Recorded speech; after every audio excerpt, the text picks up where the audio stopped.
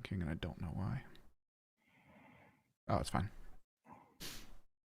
Ladies and gentlemen, welcome to Spawncast episode 349, the final Spawncast of 2023, as we wrap up the year and I think look forward to a pretty good 2024. So the plan here is basically the next 2 weeks. We talked about it. We're going to give the cast a couple of weekends off to enjoy the holidays, spend some time with the family, play some video games, do whatever. And then on January 6th, that will be the following Sunday, the first Sunday basically, or Saturday, sorry, the first Saturday of 2024, we will return. So mark your calendars, but we have a whole night to get through here, all kinds of stuff happening. So good podcast to close the year out on. Let me go around here. Let's start with from the left to the right. Josie, how are we doing? So good. Yeah, I'm excited to talk about everything. Josie made the rounds, went out to another event. She has the jacket on. She's going to tell us a little bit about Tekken and her time there. Her experiences at Tekken. Sorry, Tekken. Of course. Tekken. And I see Christian Nate will return in 2024. I'm going to have him here for the first episode of next year. So don't worry. Is he alive? Damn. Yeah, he works on Saturday nights, and he gets off work at like 10. You missed the joke, John. Shut up. Oh, yeah. Well, OJ's here.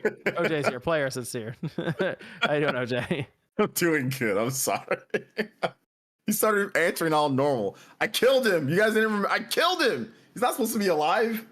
But apparently he's alive. All right, he'll be back. Allegedly. We don't know if it could be AI, guys. Like, it really could be AI. We've never actually seen him. Nobody here's actually seen him. So that is true. I need to go to PAX East so I can confirm if he's a real person or not. Yeah. How you gonna know? I'm gonna make my way out to PAX East maybe next year. So Sean will go there too. Really? Yeah. I don't know. I guess I just volunteered you. How you doing, Sean? Yeah, I'm doing all right. Sean has a controversial video for tomorrow, so make sure you check it out. I don't think it's more controversial than today's video, but today's video is wild. Now you're about to go on a company's list after tomorrow, Sean. They're gonna be looking for you. Keep an eye on you. Just reporting the facts, sir. Well, good to have Sean here. He'll be on camera soon. He's finished editing his video. And we also have Evan. Yep. Evan's here. Good to have Evan here. So I do want to jump over real quick to the Spawncast Network, spawncastnetwork.com or patreon.com/Spawncast to recognize some of the executive producers over there. We got William Hogue, got Mr. Job. I feel like, Sean, help me out here. Joby. It's Joby, like Kobe. Mr. Joby. Thank you. Mr. Joby. Joshua Butts. John O. Butts man. Achievement, and the Game Orb, who is also a sponsor for December. Shout out to the Game Orb. Make sure you check them out. I'm going to have them linked down below in the description, both their YouTube channel and also check out on Twitch, where they play all kinds of games. And they also do all kinds of roundups at different live events, so you can kind of explore it without actually having to go out there, as they essentially walk around the floor and show off all the different events, whether it's Nintendo Live. I need him to go to PAX East, so then I don't have to go. I can just live through his video and be like, oh yeah, I was pretty much there. There you go. Well, we're going to be talking about, speaking of events, E3, as that is officially dead and buried at this point, leaving us, I think, with a lot of questions, as Sean, I believe, even brought up, as to who actually runs gaming now. At Last of Us Online, that is canceled. Fortunately, at this point, Naughty Dog put it out of its misery so people can stop questioning what's going on with that. We got Kojima finally reaching his final destination, making a movie. Xbox is rumored to release, apparently, the next generation here a bit sooner than maybe we were thinking. And the day before, it was a wild situation. Developers disappeared. Who knows what's going on there? We'll go over it. Let me, though, start real quick, as we will have 2 weeks off. What's the plan? What's the move? What do we got? What are we thinking over the holiday break? Are we going to be got any backlog games in there? We got anything we're going out to doing? What's construction for me? Putting everything. What's going on there? There's a whole like demolition thing going on. Yeah, demo. I bought a house and I bought a different house. Yeah, thank you. And there's demo. Like, we're just like, the people who made the house are morons. like the way that it's like there's plenty of space, but the way that it's constructed is garbage. So we're making it better, making a better bathroom, making a better kitchen. And my gaming room, like there was like 3 rooms that were all like in a line that were all small and tiny. So we made that into 2 rooms. So one of them is just gonna be my gaming room, and I'm gonna make it like a nice gaming room, and then another one's gonna be just like a, I don't know, like a hangout, I don't know, room. A vibe room. Yeah, like a hangout, like watch movies, like theater or whatever. So we're gonna have that, and then of course master bedroom. So I'm gonna be doing a lot of. I'm not actually doing the demo, but you know, you go check out the guys, make sure everything's going good. So yeah, that's what I'm gonna be doing. I'm gonna try to get it done by the end of the year, like hopefully, so then I can get everything moved in and then be ready for 2024. So nice. That's what I'll be doing. So you're gonna have a new background and streaming setup and stuff. Yeah, streaming setup, background. I'm working on some like I have a pretty new PC, so like the PC I'm not gonna change that. Like, but camera I'll probably get like a different one. But yeah, new background. I'm gonna have some cool designs, like a background, like a sign, you know, and all that different type of stuff. So it's gonna be dope. It's gonna be fun. So that's what I'm gonna be doing. And I'm gonna try to play some more games. I'm gonna try to play more RoboCop. I did stream that a bit ago. Okay, yeah. okay. So more RoboCop. Yeah. RoboCop is fun. RoboCop is good. Yeah. We got any backlog games going on, Josie? Anything you're thinking about maybe playing for the holiday break? I haven't finished Mario RPG yet, so I need to finish that. Ooh, and then and then I want to try to beat Ocarina of Time. I don't know. We'll see if it happens. But I've been trying to work through it for the last I don't know, like year, and then I just get hung up and then I stop playing for a while. So I think I'm going to try to stick to it because I don't have school anymore.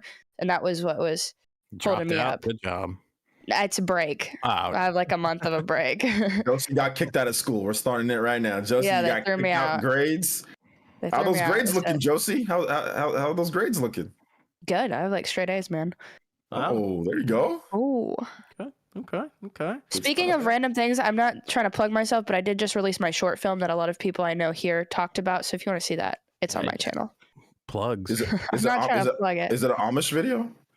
It's not Amish. I don't know where this is coming. I'm wearing a jacket. Most our lives living in an Amish paradise. What about Sean? What are you doing? Are you gonna watch the Simpsons reruns for like the 30th time, or Jurassic Park for the 100th? I've started watching this dude uploaded sequentially all of the WWF Superstars episodes from the 90s, so I've been going through those. I'll probably beat Spider-Man 2 because I haven't finished it yet. I got distracted with Batman Arkham City for the millionth time, but I beat that yesterday or today. I don't remember. Nice. Yeah, I'm doing some of the end game stuff with it, but I mean, I'm done with it. Yeah, so do you like the challenge stuff in there? Or are you doing any of that? Yeah, I do some of them. I'm not like worried if I complete them all or anything like that, but I do enjoy doing those. They're pretty difficult though, man. They get kind of crazy. Yeah, and trying to find all the Riddler stuff too is fun, and trying to do all the side missions because I still haven't done all the side. I still got one fucking Titan tank to blow up, and I always just get distracted. But I'll probably do Spider-Man 2. I don't really know. I'm not really like taking a break from anything. Like I'm gonna go to my grandma's on Sunday, and again on Monday, and then like that's pretty much it. Okay. Well, hey, how you gonna spend your Saturday nights then over the next 2 weeks? I don't know if you want to ask him that. Blacked out on the couch, covered in raisins. Does it involve Tinder, raisins, WWE, Hulk Hogan? No Tinder until after the 15th. Oh gosh. Okay. I save that money, pal. February. Yeah, you gotta skip Valentine's Day. He's trying to get past Valentine's Day. and Christmas. And Christmas. Yeah, that's true. That can cost you over the years, especially with somebody that's a habitual mover of women like you. Hey, I still ended up buying some shit for some people, but that's a story for another day. It's kind of like how Max is, man. Max will always be no girlfriend. All of a sudden, you got a new girlfriend in the new year. What about you, Evan? Oh, I got my week-long LAN after frickin' Christmas, so I'll be doing that. Oh, you are doing a week-long LAN? Yeah, just waiting to see. Close out the year. Oh yeah. Nice. Oh, okay. What are you guys playing there? What's the multiplayer game? I don't know yet. We got a lot of the tabletop stuff to do and record, but not too sure on game specific, so probably just alcohol. You see what happened to that Dota 2 player? Which one? The one that opened up the coal and they banned his account. Oh yeah, I heard about that. He's like a toxic like Dota 2 player online, and like he used to be like professional. He used to be a pro for it too. Yeah. The devs were like, yeah, we're gonna teach you a lesson, buddy. Like you like open up whatever like microtransaction, whatever the hell they do, and it's like they were a lump of coal or whatever. Yeah, they were doing like free drops where you could get some randomized thing, and they gave him a lump of coal, and it banned his account from the game. He's like, let's just go. There's a video clip of. He's like, let's just go banned. It's like, that's amazing. That was good. I wish I had friends like Evan to do a LAN party, but I do not. I think I'm gonna try to finish Alan Wake 2. It was a struggle through that game right now for me, but I think I'm gonna get there. Need a physical. It's on sale right now on Xbox. I thought about buying it. Really? How much is it? Your take on it? I think it was like 35, maybe. Wait for the physical. Oh. Wait, it's coming. Hold your breath, I don't even have an Xbox that has a physical thing, or the Series S. Yep. Series I'm sorry I saved money in college. Sue me. No, you're not saving money. You're really? Game Pass. What am I doing? What? It's fake. It's fake because you're just limiting your options. Because you could save. Because think about it though. Because there's a lot of deals that maybe you can't take advantage of. $500 or. Well, it's $350 now. It's $350 now. Not when I bought it. I bought mine like on sale a while ago. It was like $200. You got to play the waiting game, pal. We give 3 years in. Yeah. All right. Well, we'll see how everyone did when we come back. See what games people played and how everything went in their time off. Joe, so you want to tell us about your Tekken 8 adventure? I would love to. Yeah. Okay. So I went to go play Tekken 8, like how I did with the Avatar thing, and the embargo thing is up, so I can finally talk about it. And I really, really enjoyed it. I've always liked Tekken, so it's kind of like if you like Tekken, you'll like this new iteration. But they're kind of doing the Street Fighter thing and trying to make it more accessible for people. So like they have the new style controls where it's like a lot of combos will be mapped to a button, or like you press this button like 3 or 4 times and you can pull off some really fun combos, which is really fun for people just like trying to get into it and understand, because I feel like Tekken is a little bit complicated because you can jump in and out. It's a 3D fighter, obviously, so you're jumping in and out of the background. So it's just like the Street Fighter type deal, but it allows, for more people to get into it and enjoy it. And then I played like half of the story, or not half of it, but I played a good bit of the story mode, and that was really fun as well. I mean, the graphics in this game are like really good in my opinion. I'm not a huge graphic person, so I can't tell you the specifics, but they looked really nice. And it's a fun story. It kind of picks off because Tekken just continues the story. So it's been the same like running story since the very beginning. So we have like this one's just a continuation from the last one, and now Jin and Kazuya are fighting, but it's the same thing. It's like the Iron Fist tournament. You get through it. There's some like little arcs in it. It's very goofy, but it's a really fun story. And then they also have like a second story mode thing, which is new to this game, which is an arcade mode where you like play as your character, and there's a lot of customization. You can make your own avatar, and then you go to this arcade and you play through the whole thing. And it just teaches you the game really well. So it will pause it. It'll show you how to like rewind, how to like have characters that'll mimic your movements, so you can learn how to play against yourself and learn what tendencies you have, stuff like that. That's really helpful if you really want to get into Tekken. And yeah, I mean, a lot of stuff is returning as well with like Tekken Ball, which is pretty fun. And do you guys know what Tekken Ball is? No, what is that? So it's basically like this side game they've had, and it's like volleyball, and you have this ball and you just kick it or attack it, and it goes to your opponent, and you like kill each other, but with this ball. It's kind of fun. So It's like a good little distraction.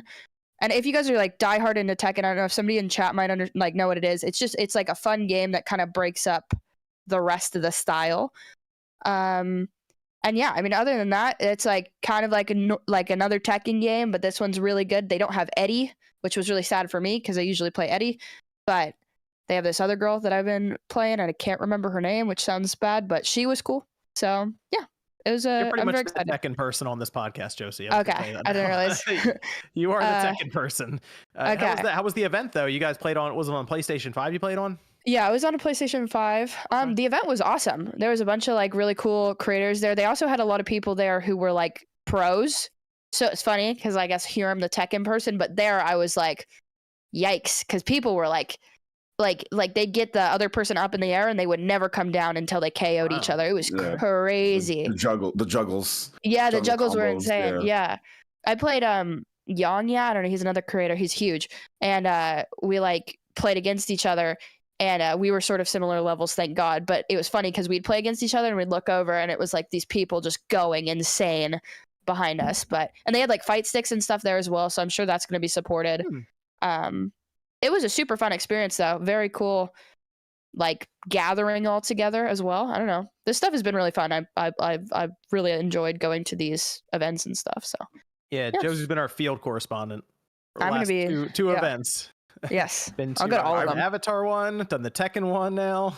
Yeah. I've always been a fan of Tekken. Like I played the games before. I've played almost all of the Tekken games. I'm just not big into it.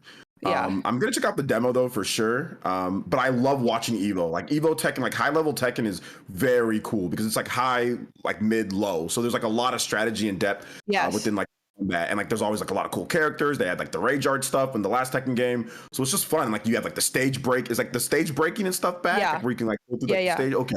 So yeah, they have that and stuff. The rage arts are still there as well. Rage arts are in there, so it's a lot of fun. Like the last Evo for Tekken was really good. Like so I'm looking forward to watching Tekken 8 a lot.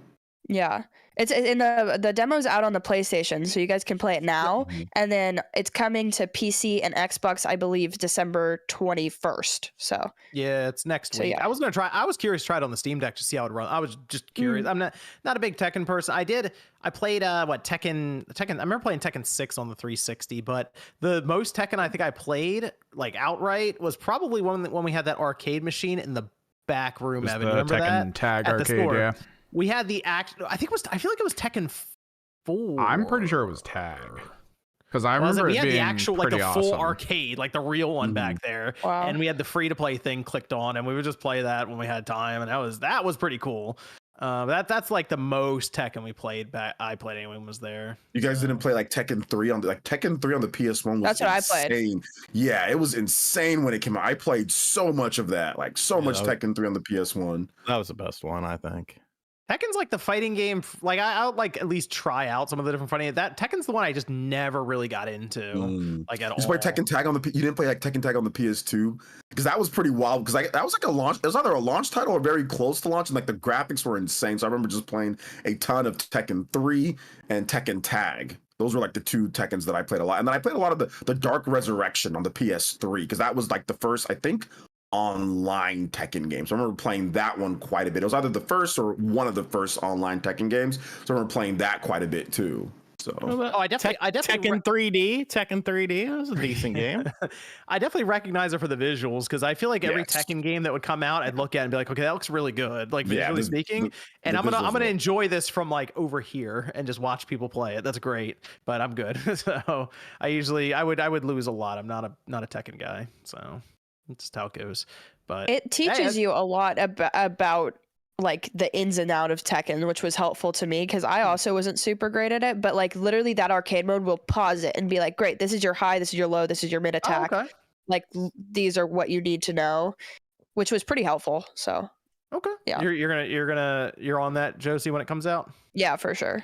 Okay, cool, very good. We'll check in with you when it released. That's January.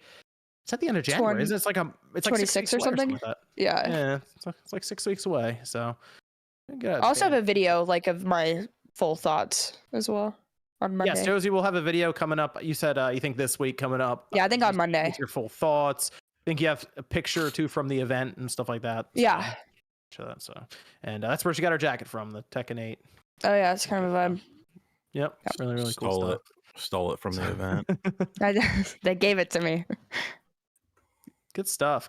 So keep an eye out for Josie. We'll probably get her out to more events. It's going well. Please. It's going well. Yeah. Let's I will also talk very quickly about God of War Ragnarok Valhalla, as that was a free update for God of War Ragnarok.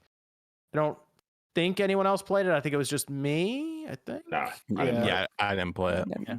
Okay. It is. I thought it was going to be a very small update, but it's actually quite substantial. And I was a little surprised, but it's a roguelike add-on for Ragnarok, and it deals with a lot of the story from the first 3 God Wars. So he has a lot of flashbacks and discussion about his past there, and it even shows some events kind of in flashbacks, not like the visuals that you usually used to, but like they'll go to just like drawings or paintings kind of and discuss this and talk about some of these things. But there's a lot of story to this mode. I'm a little surprised on it actually. So this is a mode that feels like Sony would have charged for normally, and they didn't, and I'm not sure why they didn't, because they're going to charge $10 upgrade for The Last of Us, like survival mode or whatever it is. So this one though, it is roguelike. You go to a island, Kratos all of a sudden loses all of his strength and powers. They don't explain it. They just say it's gone. Like I said, there's like a mist that comes over you, and the Metroid Prime, huh? The Metroid Samus. Basically, yeah, that's essentially what happens. Oh, okay, all my powers are gone. But as you go through, and then you go through the first room, you have your weapons though. So you have like your spear, your blades, your the axe. As you go through each room, you choose between different power ups, whether it's for your stats or different currencies you get.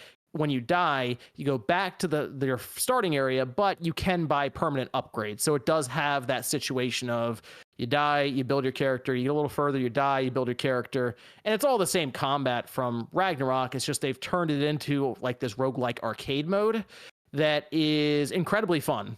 Like I'm really surprised how much is to this update and just how good it is. But I feel like this might be setting up. I haven't beaten it yet.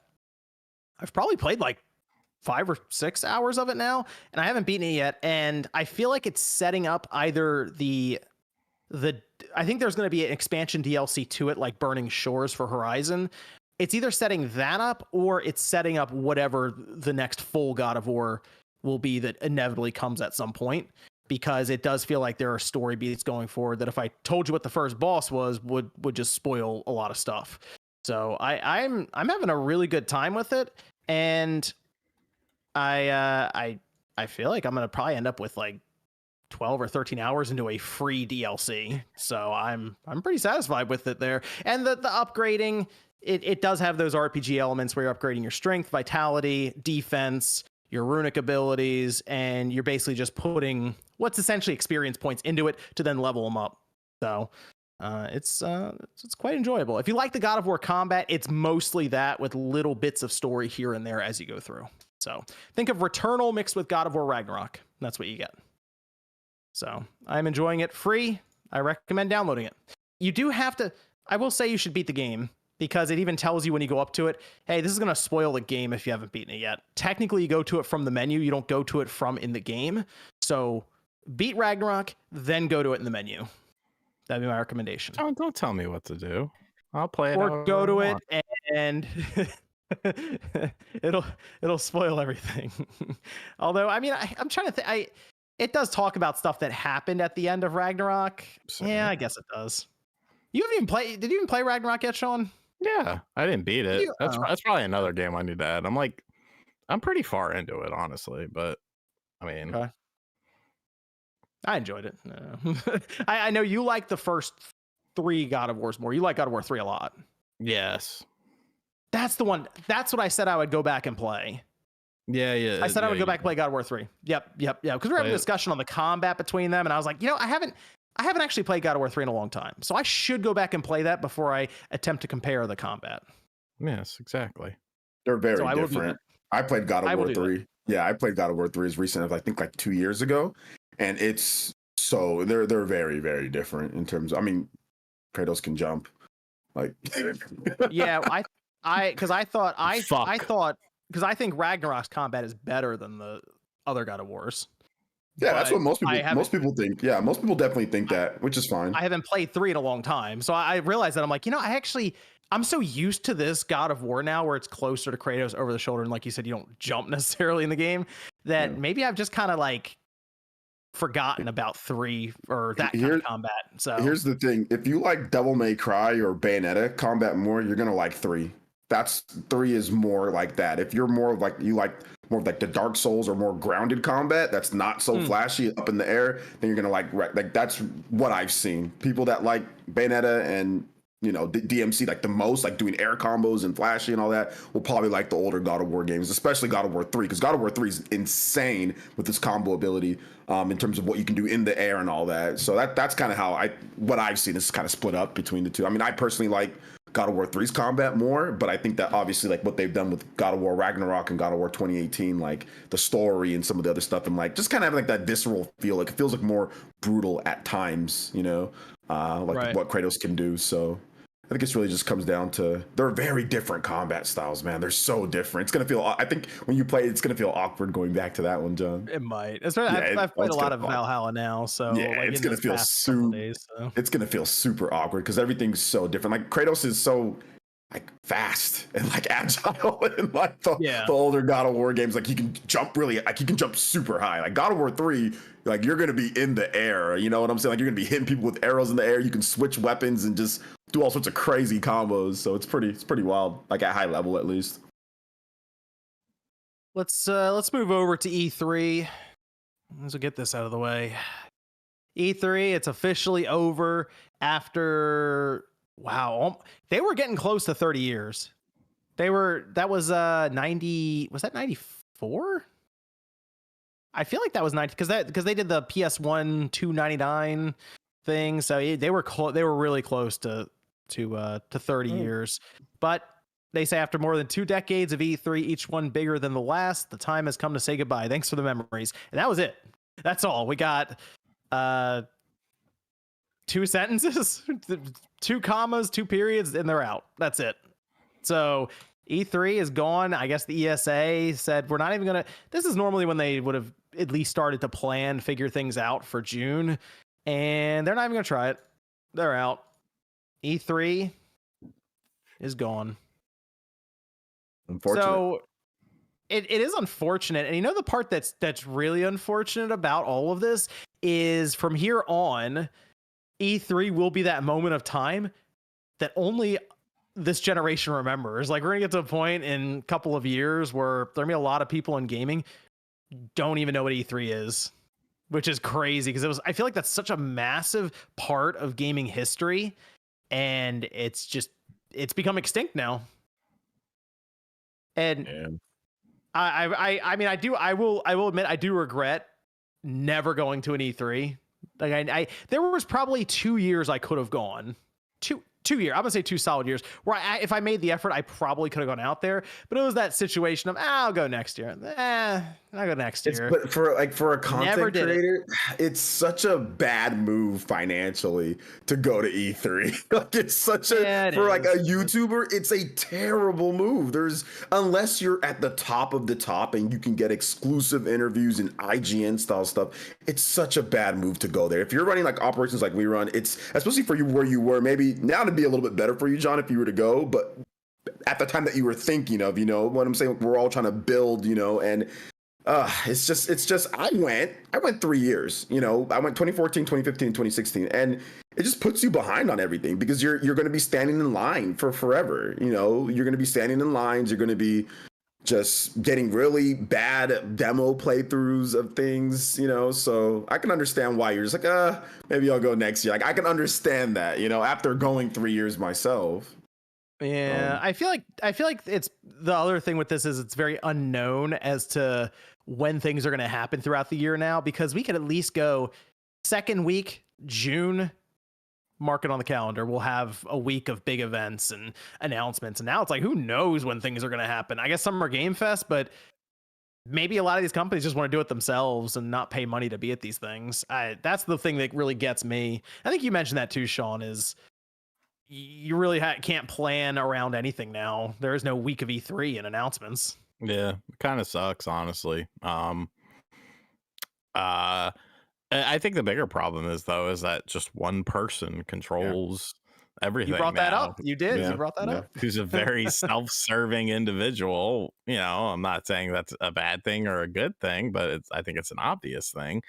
So, I don't know. Competition is good, And I don't don't like a lack of competition in that space. He's got the Summer Game Fest.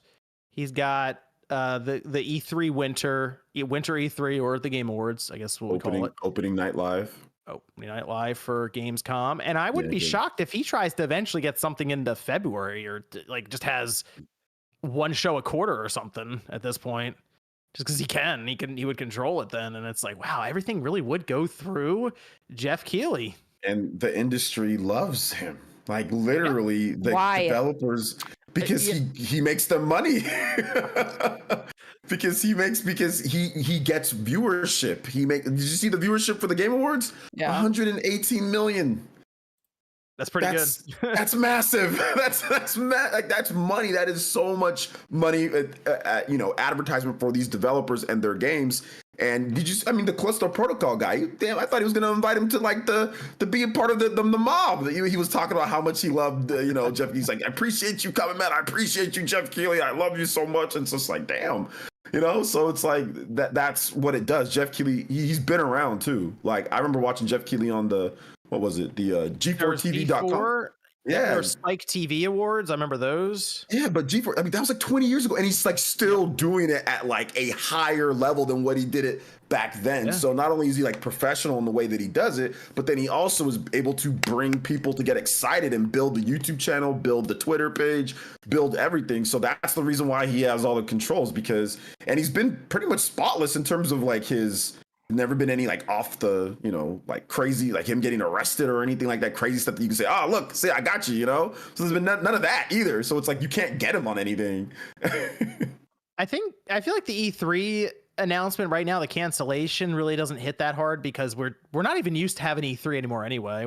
The last relevant E3 was what, like 2019 or something, I feel. It's been a long time since we've had a sizable E3, and even then Sony left E3 completely. At least we had Nintendo and Microsoft still at least streaming, doing tree houses, having Microsoft's event next door, but then also still having something set up in the room.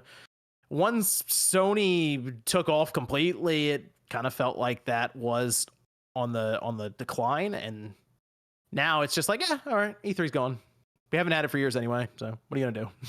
But it's unfortunate. There were some really, really good years, some really bad years too, but they were there, and maybe we'll go back and revisit them in videos. We joked about the idea of doing like little watch along things for old E3s, like Sony's PS3 2006. Can you name your favorite memory though? Like maybe we should all name at least one of our like favorite like memories from E3.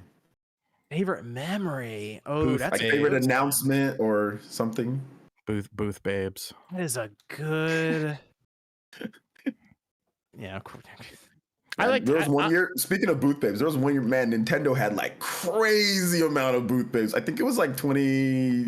Like Skyward Sword. There was like one year that I went to. There was like a crazy amount, like 2014 or something. I was like, man, they rolled out. They paid a lot. Isn't it? When did they chain? What E3 did they chain 3DSs to the girls?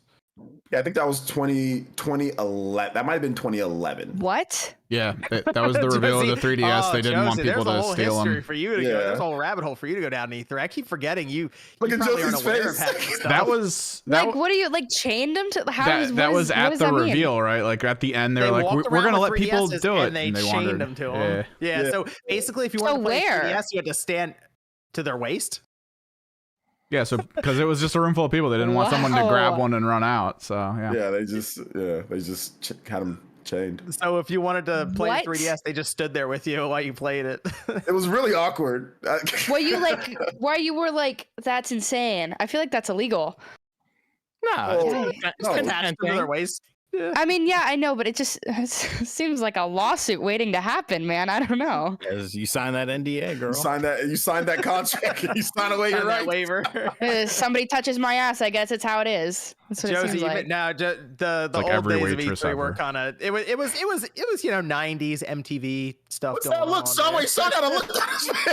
Look. There was some crazy stuff at E3 back in like the late 90s, early 2000s. Yeah. You go ahead and look up some of those old like E3 videos, Josie. See if you can find. I think my favorite was the PS Vita response when they announced the cell phone company that would carry the 3G network, and you just heard the entire crowd go boo. Yeah, like, or the people from laser tag running through the audience. Yeah. That was a good one. Oh, that's not as bad as I thought. Okay, never mind. Did you actually think it was chained or like chained and locked up? Like I don't know. I thought it was like right on their waist, like a belt, like a bike lock. Okay, that's not nearly as bad as I thought. I don't know. I thought it was pretty cool to see. I thought like the funniest one was like the Ravi roll, like E3, like the what was it? Wii Music. That was a freaking hilarious. Like where they just like drumming and everyone's just like, what the hell is going on? Oh, Josie, look up how they revealed the N-Gage price. Oh, that was good. Look up that one. Just go and type that into Google, N-Gage price reveal, and you'll see how they did it. Okay. See what you think. My favorite E3 probably Halo 2 when that was first shown. They had like the real-time demo that people it was a demo they did where they showed it all for the first time in game and people couldn't believe it was real. And even now, apparently that demo wasn't necessarily possible to just release. Like if they did certain things, it would have just crashed completely. But I remember watching that trailer like 30 times then, like just because it's 6 minutes of gameplay. It was super impressive. And that's that one. And maybe like the Twilight Princess reveal, that was a good one too. Oh, yeah, that was along great. with Smash Brothers as well. Those were good days then. And Final Fantasy VII Remake, that had a really good announcement reveal and like reaction from the crowd. And I remember, oh man, it was. I know the game maybe didn't turn out to be the best for everybody, but like when they revealed Metroid Other M, that was wild. Like to see like Team Ninja was making a Metroid game. Sure. Yeah, so that was a crazy. I think that was 2009. That was a crazy reveal. I think I was in college and I was watching it in like my little room over the summer because I was doing some summer work and other things. I didn't go back home, and I remember just seeing it like, oh my god, going nuts because like I was the only person in the house. So I was just like screaming. I was like, this is crazy. So I remember that was pretty dope.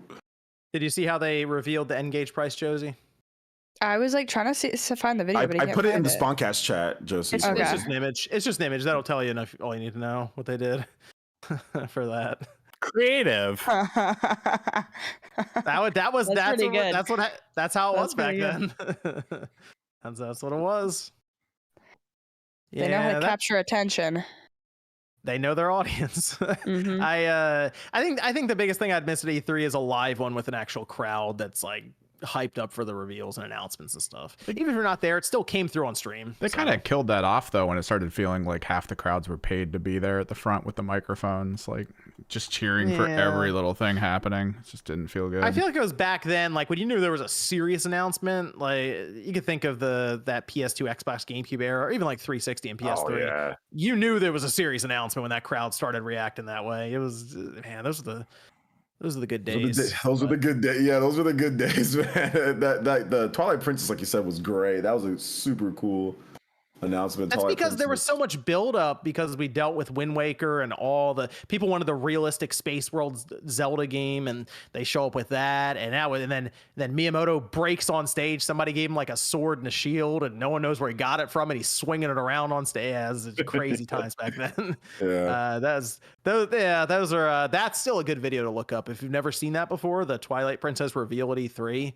That was a lot of excitement there, but I'll miss it for nothing else other than I knew when things were happening, and now who knows when things are going to happen? What's the Summer Games Nintendo Fest. have a direct in June? Who knows? Who knows at this point? Will Microsoft just do their developer directs randomly throughout the year? Maybe.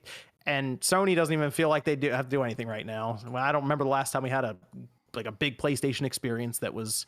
Well, there's another one coming. Remember, they're holding back. Oh god, holding back for 2 years. Yeah. I think it's a little unfortunate though, because now we have like really there's no pressure for these companies to show up for anything big, really, especially Nintendo, who I feel like needs that push sometimes. Summer Games Fest. Summer Games. You think Nintendo's going to care about Summer Games Fest? Nobody cares about Summer Games Fest. Keighley just puts it on a list when it happens. Exactly. If you do anything within the summer, that is a part of Summer Games Fest. Oh, that's right. All he does is just restream all of it, and it's just like, this is Summer Games Fest. I was waiting for him to claim that GTA 6 trailer. I was waiting. Heard it here first. Summer Game Fest. The Game Awards started early with the world premiere of GTA 6 that's hosted on Rockstar's channel. Well, RIP 3. Almost 30 years. So close. So close. Well, there you go. Very quickly, I did have Kojima announcing the A24 collaboration. He's finally making his live action movie, and it's Death Stranding. Also, the game did top 16 million players. Little surprised on that number. I was not expecting that. I figured, I still think that's a game that maybe that's one where people just turn it on. 16 million players. I don't know. That's. I want to know how many people made it like 4 or 5 hours in. That's the number I want to know, because that's people realize what the gameplay is, and I feel like there were many that tuned out after that, and that was kind of it. So. Was it on any? Was it? I guess it's on. Is it on PS Plus or is it on like some of these services? Okay. Yeah. Yeah. So that's why they're mentioning. It's on all those. That's why they're mentioning numbers instead of actual sales. Yeah, because I downloaded it, but I didn't finish it at all yet. Did you turn it on? Did you try it out at least? Turn it on? I downloaded it. Launched the game? And yeah, I haven't done much other than that. You launched the game though, or you haven't? Yeah, I did. You are part of the statistic then. You're one of the 16 million. Yeah, there we go. I played through the game 40 some odd hours, and we both count for the same number there. Wait, Evan, did you play that on PC? Most of the way through, yeah. Then I got distracted. Okay, you did. I thought you did. It was free on Epic Store too. Yeah. Mm-hmm. Mm-hmm. The trick, I wonder if they give it away again this year. They might. I guess the trick is you can look at achievements and see the percentage of people who've achieved later achievements to see how far they've gotten in. Usually chapter things like that. You could do that in PlayStation as well. Like it'll just tell you like a global count. Okay, cool. So I fired it up on PC just to see how it would look on the ultra wide monitor here, but I beat it on the PlayStation. So I'm curious what that. Maybe somebody in the chat can let us know what the global percentage beat of that game is, because I know that game's so divisive, and I'm get to work. 10 hours in, and they were like, "Nah, I'm good." Look up the Steam info. I'm good. No, make the chat do it. They won't do it. They might. Lazy motherfuckers.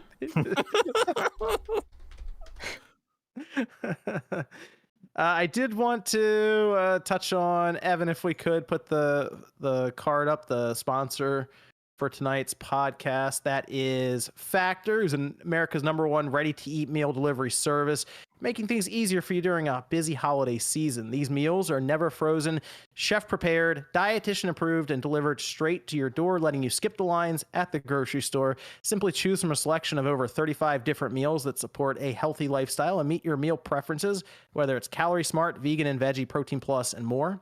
These meals come together in just 2 minutes, and for me, having something I can go to for a lunch when I'm running late is great since it saves you time. And the best part, cleanup is a breeze. Factor also has over 55 different add-ons to pick from, with quick breakfast items, lunch to go, grab-and-go snacks, juices, shakes, and more.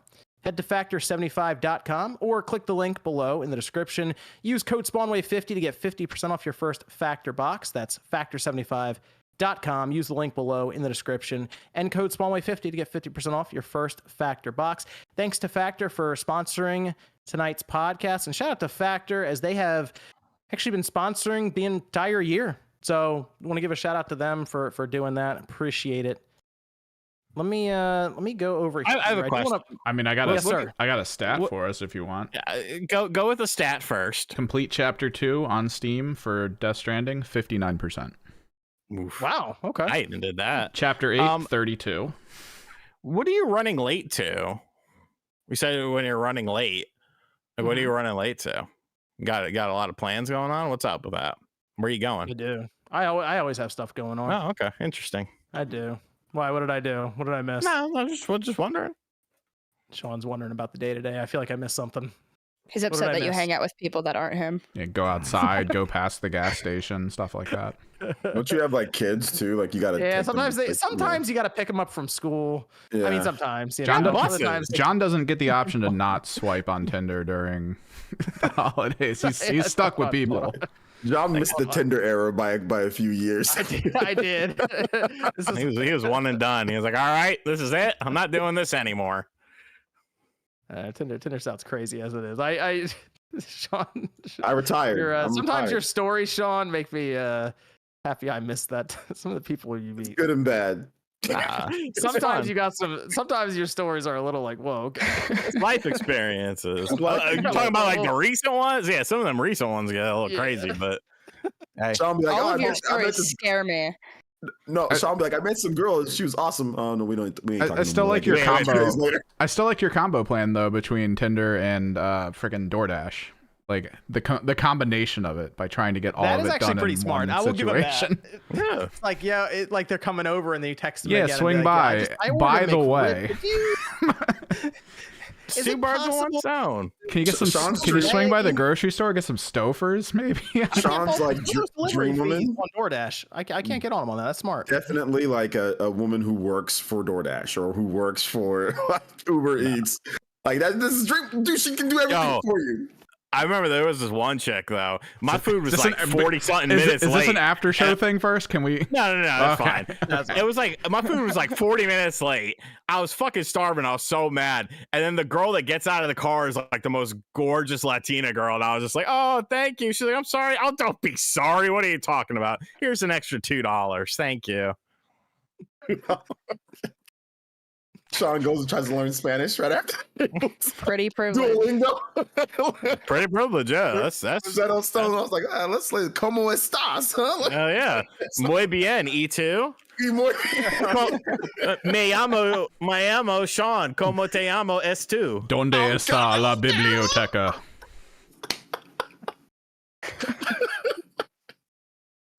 All you gotta do is just start pronouncing Mexico like Mexico, and you're good, bro. You're all good, man.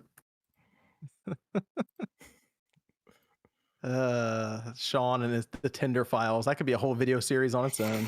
You have to have like the music. Part of the Patreon. I want to believe. The Tinder files. The Tinder files. You see Sean come out of the background like. Oh, dude, yeah, you can walk out of the shadow. Yeah, walk out of the shadow, just starts up like a Twilight Zone episode. Like the true crime YouTubers. Imagine if, in a world, I watched that. Void Rank says I can't handle Latina, bro. I got a Puerto Rican coming Monday. Okay, what happened to your time frame? You can't handle. He's breaking his rules. He's breaking the rules. No. Like I said, I did do some shopping, all in all, at the end of the see? That's all. You can't handle Latina. Bro, I got those in my family. Like, I'm good. Enough this is that. What do you mean? Latinas are like everywhere. What are you talking about? This is from HD, who says, did Spawncast get the Switch 2 since Wood from Beat 'em Ups did? I really wish we had done that. I've been seeing the Legion go around a lot. I kind of wish I had done that spot. Just like checked it out. It looks cool. There'll be another one next year at this rate, the way they keep releasing these handhelds. Truly Epic says, what's the cast's favorite gaming snack? Strawberries. Right, just one. Strawberries, good one. I like strawberries. Favorite gaming snack? Why'd you say right, Jiz? I love strawberries. I don't know why you knew that. You already forgot our. Sean's always eating. Sean's forgot our conversation that we had about strawberries. I like strawberries. Yeah, you forgot. It was kind of like a little joke. This is probably the craziest gaslight moment ever. If this wasn't actually a conversation, I kind of like this. No, it was a conversation that we had. I think I asked that time we talked thoroughly about strawberries. When? No, it was like a little joke. When? I'm so confused. On this podcast, like a while ago. I thought about making a strawberry joke. Such an obscure thing to remember. I remember because it was interesting what you like when you said it. It was like funny. That's why I remember it. Well, you're not wrong, I guess. Strawberries would be mine. What were you eating the other day, Sean? I feel like you're always eating something when you're playing a game. I was eating celery and dip. One time Sean left for 5 minutes and came back and said he just had a piece of cheese. He was just holding a piece of cheese while he's playing a game. What? Like a brick of cheese, or was it like string cheese? No, like because one of those is weird. Cheese. Okay, I used to. I lived with a couple friends once, and like I remember one night I was like really hungry, so I went in the kitchen and out like some of the cheese, and I was eating a cheese slice, and my housemate came in. He was like, "What are you doing?" I was like, "What?" He's like, "Cheese is not a snack." I was like, "The fuck it is a snack." He's like, "Cheese is not a snack." I was like, "Nah, motherfucker, I'm gonna eat this." We used to for the groceries, we would all just pitch in like 1/3 of the whatever it costs, and then the one dude would go shopping because he would cook too. I'd be like, "Look, motherfucker, 1/3 of this cheese is mine, and if I want to eat single slice, I will." Do you even roll it up though, or do you just like nibble around the square? No, sometimes I'll eat a piece of cheese with a piece of bread, but eat them. Classic. I feel like his like microphone is cutting out. Your audio is going crazy. It makes this whole thing funnier. Oh no! We can hear you, but it sounds like it's a webcam. Oh wait, it might be your. If you have that thing being powered by an exterior power supply, it's probably cutting out. Mm-hmm.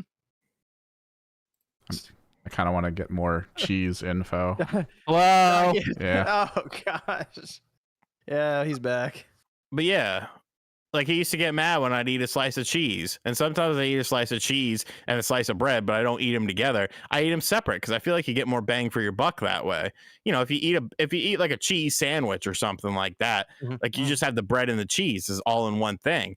But psychologically, if you have two pieces of food, you know, you feel more full. What word was that? I know you tried to say psychologically, but I did say psychologically.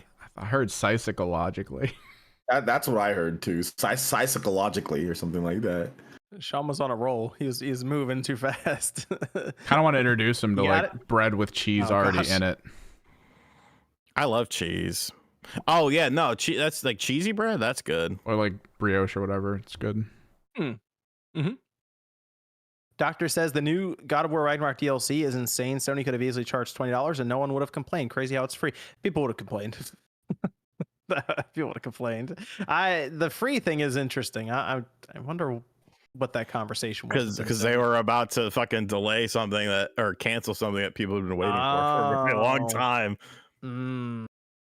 Yum says, happy birthday to Anna Domingue, our Falcon of, I'll just say the Philippines. Shout out.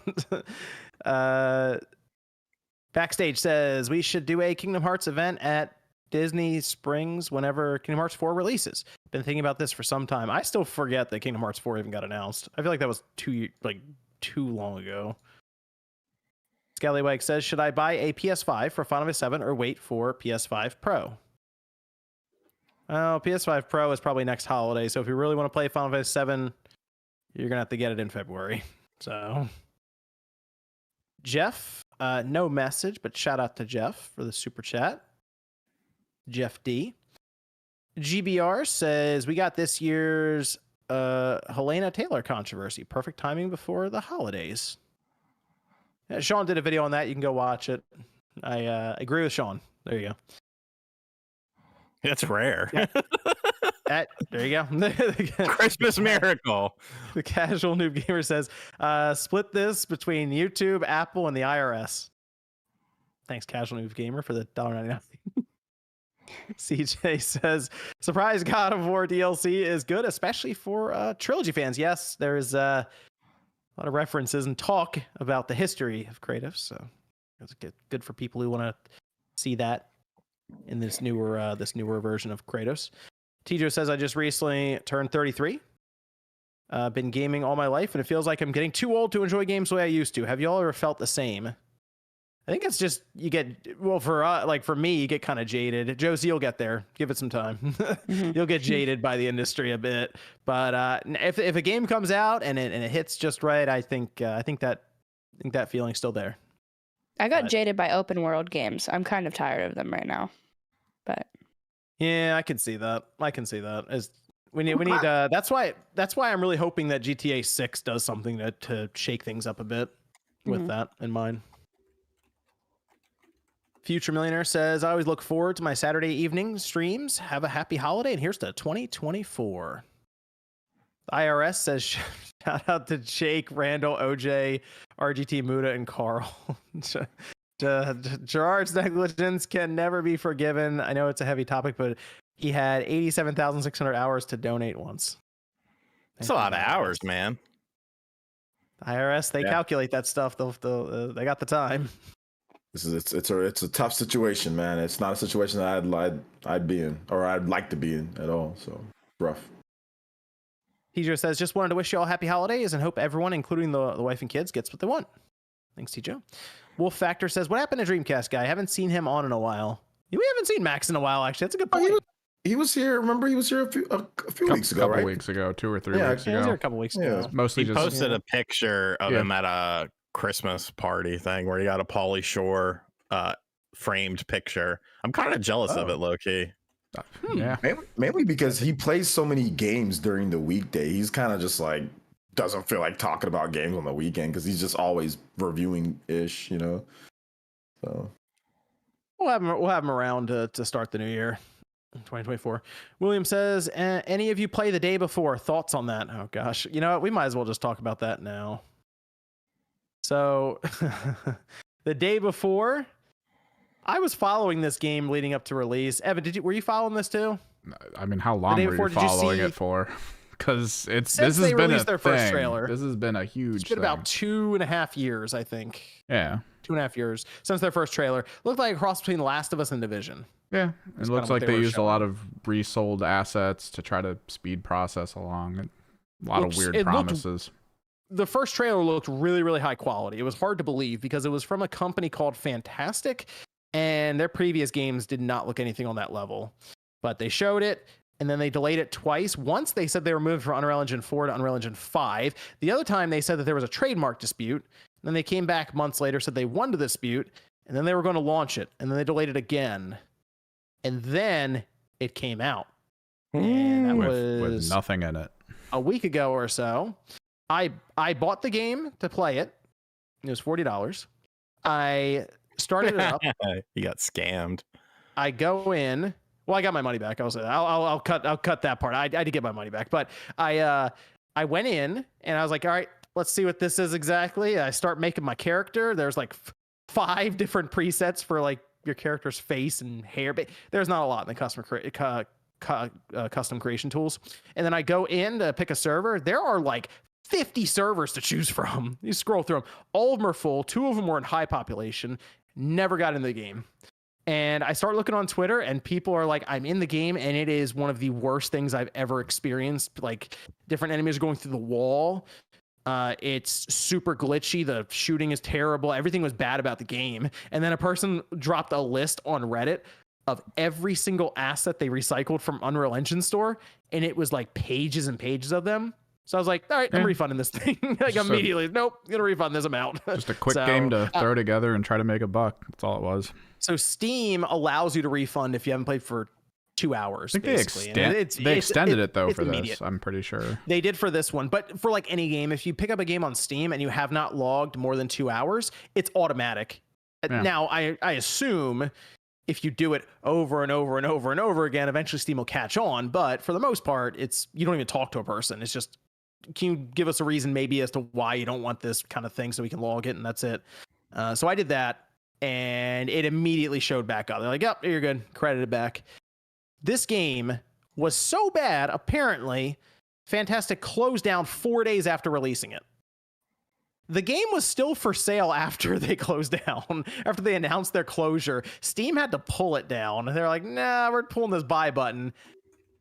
I have no idea what happened with this, because originally I thought that they were scamming people out of their money, but they couldn't have gotten the money because Valve holds it for 30 days. I had developers mention this. Someone actually messaged me and told me, like, hey, I have a game on Steam and I get paid out every 30 days. That's how it works. So it was sitting in like an escrow account or something for a little while, and they just started refunding money back. So I have no idea what this was exactly, but it was one of the weirdest things I've seen in my time in gaming covering it. And it kind of reminds me a bit of Abandoned, except that Abandoned just never did anything after that initial teaser of it. So I have no idea. This was a weird one, but PC gaming, what are you going to do about it? What do you do? Hey. Evan, did you have any thoughts on it? No, I just wasn't really interested in it from day one. Even in the first trailer, some of the scenes they went through looked almost like assets pulled straight from The Division. So I was just like, this isn't real. It just couldn't be. Did you play it, Evan? No. Oh yeah. Did Evan play it? Did you get it? No. Why would I buy that shit? I was the only one who bought it. That's me. I wasn't gonna fall for that crap. I mean, it was honestly one of my most anticipated games of the year. So to see it turn out this way, Yeah, I feel like I know your love of extraction shooters. No, I didn't. I never even heard of it until you brought it up one night, and I was like, oh, okay. Yeah, it was a weird one, but I feel like a lot of people knew it was like Evan. You said you kind of figured there was something going on there. It was fake or no, yeah. But it just makes you realize, okay, when you get these trailers way in advance, they're not always showing you the real thing. So in this case, well, especially based on the company, Yeah, they didn't really create anything like this. So I don't know. It was a weird situation. I'm not really sure what the end goal was based on maybe they thought they just got the money outright, but they already had games on Steam, so they should know that. But they're not even going to try to support it. They're just out, closed down, not going to try to fix it. So that's the end of the day before. And fantastic, which I don't know why is it fantastic without an A? It's just F-N-tastic. Oh, maybe that's wrong. Fucking tastic. That's why, John. There you go. Okay. I thought they missed out on the trademark for fantastic, so they just removed the A. But there you go. The day before. Let's talk about I feel like this is the biggest topic of the week now, and it just happened at the end, and that is The Last of Us Online, the multiplayer that we've been talking about for a while now, is canceled. It is not happening. Naughty Dog announced this on their Twitter. By the way, they disabled comments on this thing. They announced it, and it's just accounts Naughty Dog mentioned can reply. They didn't mention anyone. They just nope, we're not dealing with this. Here it is. 9.2 million views. A lot of quote tweets. A lot of people wanted to sound off on this. It makes sense why they would do this and not even attempt to get any kind of responses. But they said, "We know this news will be tough for many, especially our dedicated Last of Us factions community who have been following our multiplayer ambitions ardently. There's no easy way to say this. We've made the incredibly difficult decision to stop development on that game, that being The Last of Us Online." They do give a reason as to why. And they said that the multiplayer team has been in pre-production with this game since we were working on Last of Us Part 2. If you remember, they did tell us with Last of Us Part 2, the reason the multiplayer isn't in this game is because it's turned into this much larger thing. And we're going to make a separate title for it, which was going to be this live service experience. And they say as the multiplayer team iterated on their concept for Last of Us Online during this time, their vision crystallized, the gameplay got more refined, satisfying, and we were enthusiastic about the direction in which we were headed. To release and support The Last of Us Online, we'd have to put all our studio resources behind supporting post-launch content for years to come, severely impacting development on future single-player games. So we had two paths in front of us: become a solely live service game studio or continue to focus on single-player narrative games that have defined Naughty Dog's heritage. They mentioned they have 2 games in development right now, both single player, and they are not going the route of supporting this Last of Us Online live service game that they have, unfortunately, strung the fan base along for years that it was going to happen. Didn't we talked about this live service stuff and how why can't we just get back to having like multiplayer just being attached? It doesn't have to be this whole crazy huge thing every time. And this is one of the reasons that scare me about these type of like live service multiplayers, because often it just doesn't work out. Like, yes, you have your hits, But this is so disappointing on so many levels because they did tell us this is the reason why we're not getting it. You know, it just sucks for the fans, man. Like it's not a good situation to be in at all. But man, I just wish that we could just get back to just having like the multiplayer that are just kind of like a little add-on, little extra. Everything doesn't need to be live service. Everything all like we got all this crazy stuff. I don't know, man. Personally, I don't know. The thing of it is that fans of the multiplayer, the factions, nobody wanted this to be a fucking live service game. You know what they wanted? More factions. Better graphics. Better graphics, more characters, more levels, more of what factions did. Naughty Dog decided to make this a bigger than applicable project with this, but the fans never wanted that. The fans just wanted more of factions, and I that's such a, you know, it's such a simplistic PR answer that people are going to lap up because all they're going to see is, oh, look, they're making more single player games and that's what we like. But it's like, how fucking long does it take you to realize, hey, this is a shit show, especially when as recent as like a couple of months ago, you've said that everything was fine with the game. Like, I don't know. I can understand why so many people are disappointed by this because once again, you know, I hate to hark back on it, but when you look at, you know, PS4 or PS5's 2024, what are we talking about? Helldivers 2. We're talking about Helldivers 2 and Square Enix. And probably maybe some Spider-Man DLC. Like, what the fuck are we doing? It's, I don't know, man. You sit there and you say, live service, Naughty Dog. Yeah, we're going to make this big thing. Oh, wait, just kidding. It's like, fuck, man. People are going to get upset about it. I understand that there is the element of game development and then, you know, reaching beyond your scope. But I almost feel like Naughty Dog was the one who decided to reach beyond that scope when that's not what people really wanted. But instead, don't worry, we remastered the vanilla game for you. We remastered that. We put a little bit more stuff in there. Yeah, it's unfortunate because people would have been happy with that multiplayer. And you know what? They probably could have put microtransactions in the multiplayer and people would have just been fine with it because they were fine with the other microtransactions they did in previous games.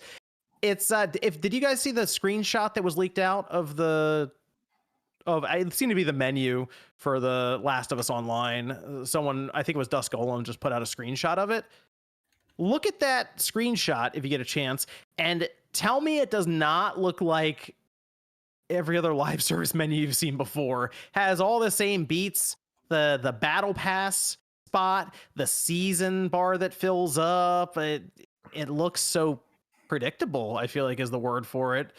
And maybe that's part of the reason they're like, this is going to be a project that's, so Naughty Dog grew to like 450 people. And it would have taken all of them to support this thing going forward. And that's the thing that's crazy is they would have turned into the Last of Us Online. That would have been their studio. They would just be the Last of Us Online studio. Bungie is 1,100 people, and they are the Destiny 2 studio. That's it. They have Marathon, but like, I get they make money. I don't like this. Chat's saying you're an idiot and that it was an AI picture. An AI picture. Yeah, that wasn't an actual picture. And that you smell bad. For the Last of Us multiplayer, the image, it's AI generated. You can tell by the hands it's fake. It was AI generated. The screenshot is fake. It is AI generated. Oh, okay. The one from Dusk Golem. I'm telling you what the people are saying. You want to go against Dario and Christian and who else said it? Rafter Man, he's up in the rafters. It's like Sting. There are clues: the hand, the window to the wall, to the sweat drop down to the wall. All skeet, just crawl. Yeah, I think it's good that I don't think it's good that it's not coming out, but I think they, like you said, they would have just turned into the live service thing, and I don't think that's very sustainable. I think if anything could do it, it probably would be The Last of Us, but I don't know. I didn't really have too much of a connection with this, so I wasn't super fazed by it, but I can see that it's pretty disappointing for a lot of people as well. And this is the image of the Dust Golem put online. Was I missing something? Look at the hands, though. Chat says, look at the hands. Which usually means the hands are extremely weird looking comparatively, or have more fingers than normal, which is an AI trademark for at least of the 3D of the pre-alpha 3D model. She has man hands. I mean, that's Dust Golem's image. You can go yell at them. I don't know if anyone figured out if it was AI, but it looks like what I would expect them to come up with if they were trying to make a live service Last of Us Online game, is what I'll say. But nonetheless, they've decided to move on from this Last of Us Online after hyping. I mean, Neil Druckmann rolled out the concept art with Jeff Keighley. Sounded like they were going to try to do it with, I assume, Last of Us Part 2 gameplay, which would make sense. But they are apparently moving on to 2 single-player games. One, a new IP. I think the other's Last of Us Part 3, if I had to take a guess on that. But I think OJ brings up a good point with the live service stuff. I kind of feel like this signals Sony pivoting hard on the live service idea and plan. They've been canceling these things all over the place. Who knows what happened with Deviation, for example? They're just gone. Like, they cut the contract on that one. And is anyone out there right now? I mean, maybe unless I'm missing it, is anyone like really excited for Fair Games right now? Woo! Thank you. The crowd goes Fair wild. Games. Hell yeah, dude! Yeah, I feel like people forgot about it. You go to the fair and you play all those games. It's like the, you throw the ball. This is the one where it was the co-op. You go in and try and rob something. It's just like multiple teams. It's from Haven. It's Haven. It's Jade Raymond's studio. Yeah. It's a bunch of ex-Ubisoft developers making it. I don't know. I don't know the game. It's like PvP. I feel like a lot of people forgot about it. If it's the trailer, I remember it's like PvP Payday with hero shooter elements. Yes. Yeah, that's all it was. It's I mean, we played the final. Sean hates it, but we played it, and that kind of had that same aesthetic where when someone dies in the game, they burst in the coins like Scott Pilgrim. That's kind of how I'm picturing with Fair Games a bit, that kind of aesthetic, and maybe even a little bit of Hyenas. Yeah, Hyenas got canceled before it came out, probably because of this. They're like, oh, how many people do we have to put on this thing to support it after it comes out? Yeah, that's not gonna work. So I am inclined to lean into the idea of, like you were saying, OJ, where you release the add-on, it's multiplayer, you support it through bugs, maybe you throw another map in there or something, and that's it. You don't do full-on expansions, you don't do product roadmaps, you don't do battle passes. It's just an add-on multiplayer. Yeah, this live service stuff, I don't like. We've got like a model like Splatoon, right? Like, I think that works well. I know that takes a lot of time and effort to make something like that, but to me that's cool because like you have your single player, you have your multiplayer, they do their little updates, they have their little events, but it's never anything to where you're just constantly worrying about, you know, microtransactions 24/7 or anything like that. Most of the stuff is free in the game. They have some like amiibo stuff or whatever. There's some paid DLC, but outside of that, like, you know, I think that a lot of developers can get away with making a lot of money off that if they just do it like that. And I don't know exactly what, like, GTA, I don't play GTA Online, but it's kind of like a live service and people buy stuff in there. So, I mean, if you want to do something like that, or if you just want to make like an online, like part of the game, I don't know.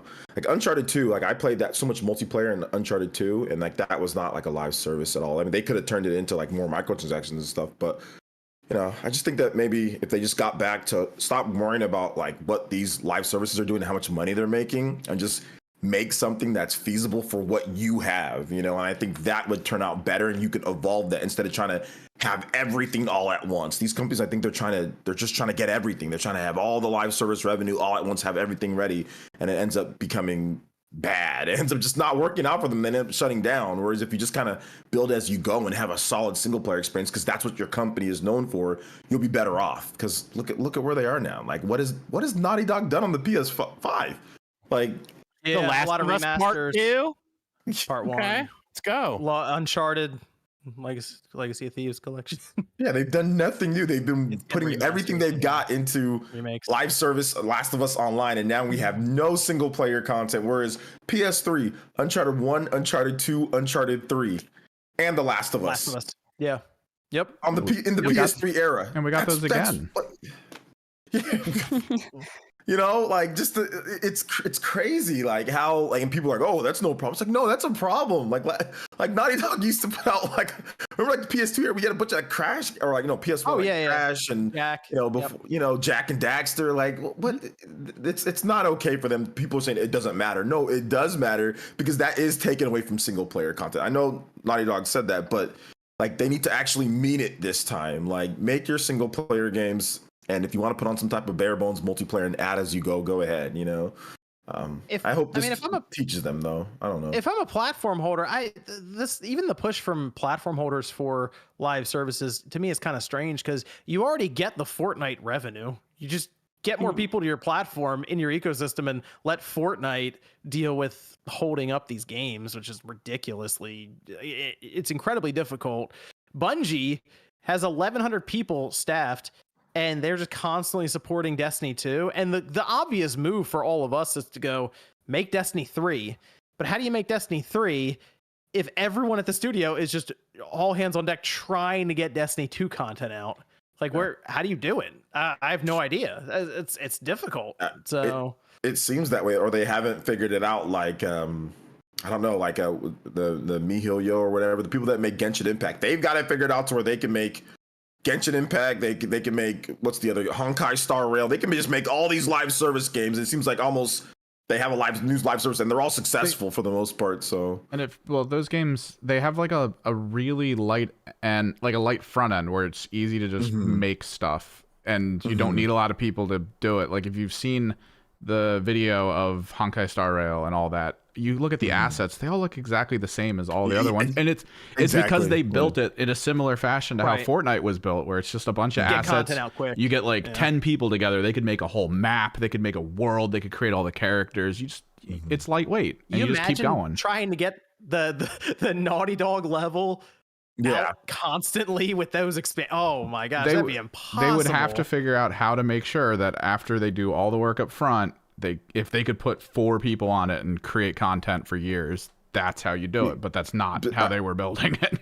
That's what I think they're chasing, those people that have it built that way, but they have not built that infrastructure yet. And they don't think about it. They're chasing that and they don't have the tools yet to do that. So start small and then build your way from there, I just look at this and think Sony's, I feel like, realizing that the live service path isn't the right one for them with Naughty Dog pivoting away from this.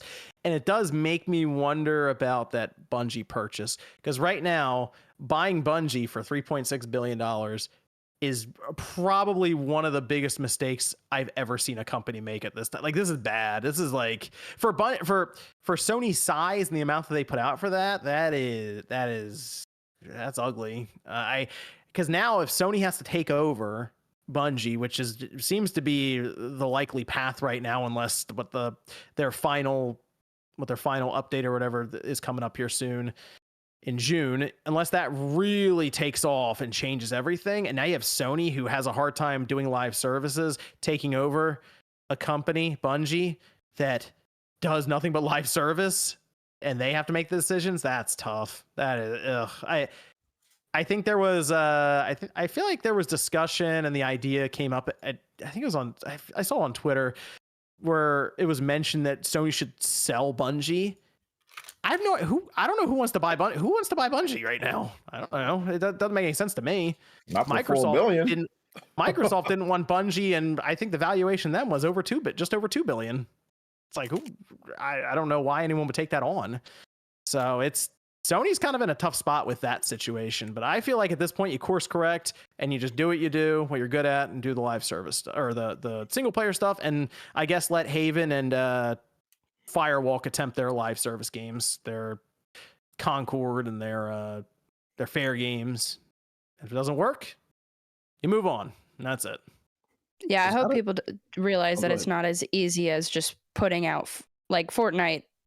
They built it out of a long time, and I think a lot of companies are like, they're making tons of money, let's make tons of money, and they just go into it with this mindset that it's fairly simple. And then first of all, you have to make a relevant game, which most of them fail at doing, And then you need to keep supporting that somehow, which none of them have a plan for. And so like OJ said, I think the best course of action is just to make a good game and have very minimal optional multiplayer, because for those like huge multiplayer things, those huge live services, you already have games that are at the top of their game that are not going to get dethroned.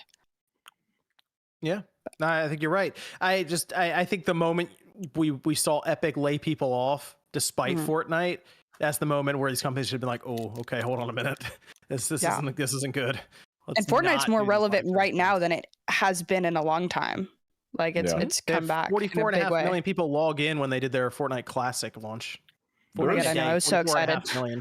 There's plenty of money to be had with just having a normal multiplayer and microtransactions. Like if you build something compelling and you don't have to put the amount of time to make like some type of massive live service, there's a lot of money to be had. They just gotta chill, because like I know like they're looking for the whole home run in one go. Like, well, it's not working. And Fortnite, like it wasn't even a home run in the beginning. It took a long time to get to where it is now. Yeah. And just the live service stuff just swallows up studios for so long. I mean, the development time and then the support after. Think about, Sean mentioned Arkham City earlier. Man, Rocksteady, 2015 to now, they're just now showing up with Suicide Squad. They're probably going to support Suicide Squad if they really tried for 4 or 5 years. That is crazy. That means they would spend 14 years on Suicide Squad. Dude, I don't care how good. I don't care how good the game is. That's insane. I cannot confirm or deny if Suicide Squad is good. No, that's wild, because I know people are playing it, and like there's been some people have said some things about it, but it's dude, I don't care what anybody says. It's not worth losing the amount of Batman Arkham games that we got, or like it's not worth it. There's no way.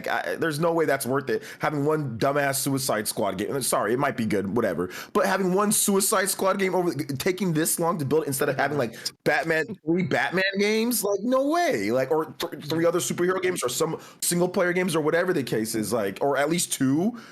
That's not cool. So Wonder Woman is going to be a single player game. It's not live service. They've already confirmed this. I think that'll be a good comparison for them, even though I think, I don't know, Wonder Woman is a stronger intellectual property than Suicide Squad, I assume, right? Is it? Yeah, I mean, in Hollywood, Wonder Woman's pretty big, so I don't know. Okay, yeah. So there you go. I don't know. The last one flopped, didn't it? No, but it didn't do well critically, and it was a bad movie, but people were excited, and the first one did really well.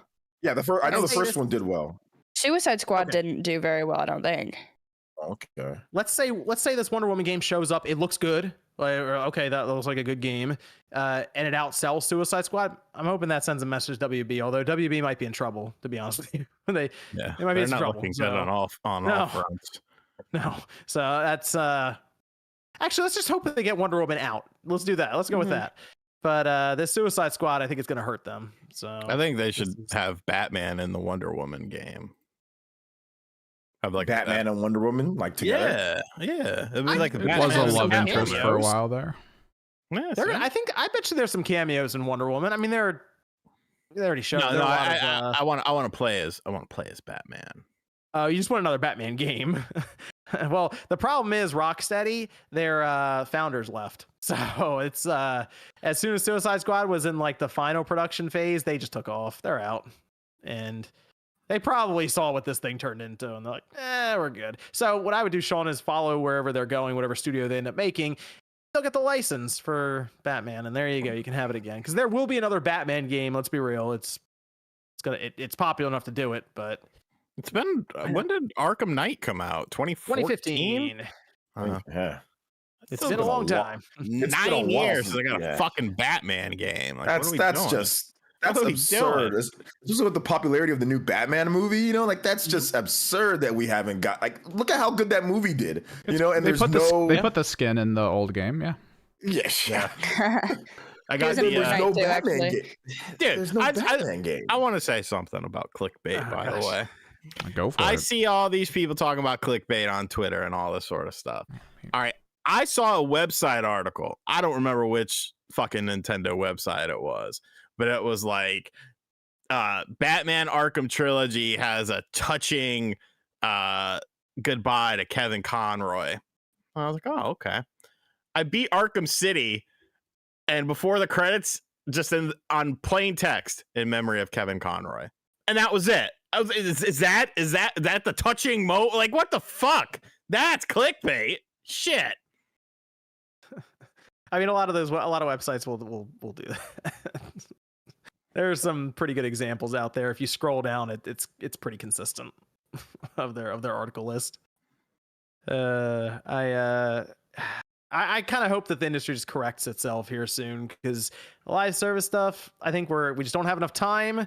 There's clearly not enough developers to make it happen consistently across the board, and there's probably not enough money right now. So I hope we have Fortnite, we have Call of Duty Warzone, Apex Legends. That's it. We're good, I think. Yeah, it's probably another one I'm missing, but for the most part, I think we're good with those on consoles. And Genshin Impact, sure. There you go. Honkai Star Rail. But what does Josie think of Honkai Star Rail as the Honkai of this group? What?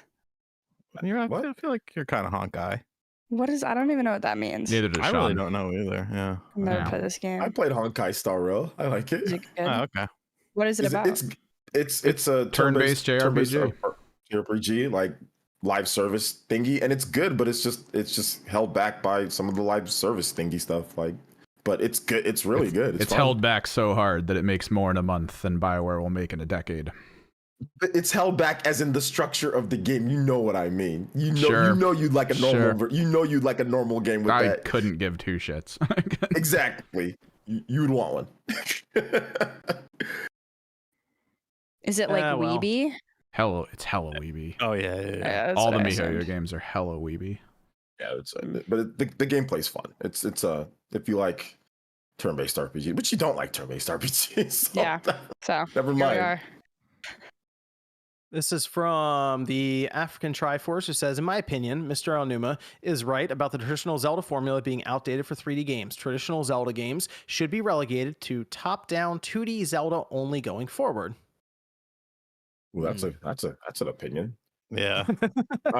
Yeah, I think that you have to strike a balance, right? You can't just do everything that the classic fans say, because Skyward Sword released and nobody bought that, and that's like the classic Zeldas. So, and you've got to strike the balance like with the new fans, because the new fans aren't going to say shit online, but the people that are hardcore into Zelda are going to yell to the top of their lungs, you know?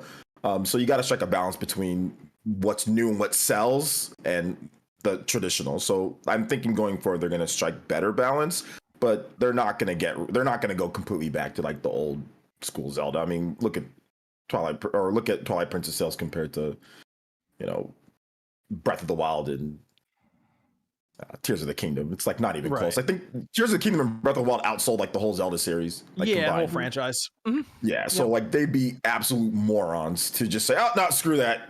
Nobody wants that. Let's just go back to this. Like, just because some people are yelling online about it. So yeah, I think they'll just build on the open world concept, but I wouldn't mind them attempting that. Like that, people have rumored and speculated about remakes, Ocarina of Time, for example. Oh, yeah. I don't mind if they do something like that, or if they do smaller projects that does follow that more traditional Zelda formula. I'm fine with that. Like, even if they went back and they remade like Oracle of Ages or Seasons, I'm fine with that too. But I wouldn't mind having a separate Zelda game, even a line that is the more traditional aspect, but probably more of a budget, I think they're going to do remakes. I mean, they did two. They did Link's Awakening, and they did, and we might still get Twilight Princess and whatever. So I think that they're just going to continue with the remakes and do those, because they still have there's a lot of Zelda games that they haven't remade. Like there's like they don't do remakes much with Zelda games. They have some, but there's not like a lot. So I think they're gonna remake, like Ocarina of Time or something like that, or Majora's Mask. Maybe they'll do something.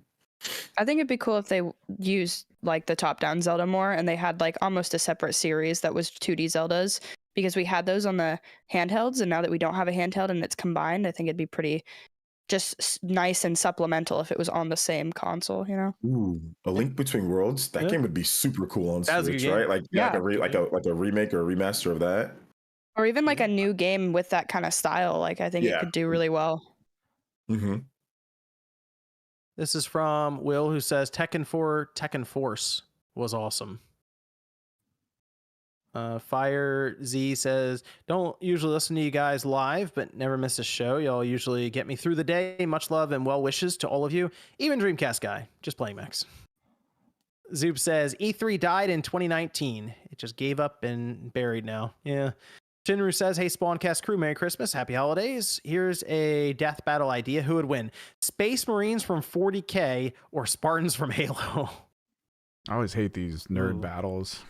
Like, I don't know. That's a tough one. It's really, technically it's not, but I mean, whatever one person says, the other side's fan base is going to be like, no, and then that's just Oh, Evan's going to say the Space Marines. Well, I mean, their basic gun are the heavy guns that the friggin' Spartans use. Like, I see. Mark says, video idea, Josie reacts to E3 highlights while the guys look on and cringe, laugh, and look embarrassed. There's a lot of good E3 highlights for you, Josie. We could compile them and you can watch them in a video for the first time. All right, I'm down. We could find a whole bunch of them, I'm sure. Anytime we had those live stage presentations, there's always a couple minutes that you clip up of just embarrassment. So Konami had a crazy E3 one year. I remember this. Go ahead. I want to ask Josie, have you seen the Nintendo executives playing Wii Music? Have you seen that from E3? Yeah. With them, the air guitar stuff and all that. Yeah, that was awful. It was hilarious. Like watching it live, I was like, well, it's over, boys and girls. Wrap it up. Man. I like the early directs when they're like puppets. I think they should bring that back. From the Wii U days. That one E3 that they had the puppets. So funny. Beaver says, thanks. Keely fucking loved that. Yeah, I know. I think he should bring it to the Game Awards. He looks so happy with Gonzo on stage with him, man. Beaver says, thanks for the consistent entertainment to all of you on the Spawncast. Shout out to Anger Beaver. Shout Kyles. It's KRY. Kryles. Craze. Anger. Beaver. Yeah. Hey, shout out to Beaver. Tijo says it's Ridge Racer. Remember that one? How about that $599 giant enemy crab? Yeah, that's like one of the most legendary E3 presentations. Josie, did you ever watch the Sony 2006 E3? Oh, she's saying no. So I watched it live. The audience, when they heard the price, remember the audience? They were like, gasping for yeah. 2006, and they dropped the $599 console price on them. Criley's Anger Beaver. Wow. Criley. Okay, thank you. Criley's Anger Beaver. Thank you. Yeah, they did that, and then he was trying to put the PSP away, and he dropped it on stage. And he was like, whoops. Oh my God.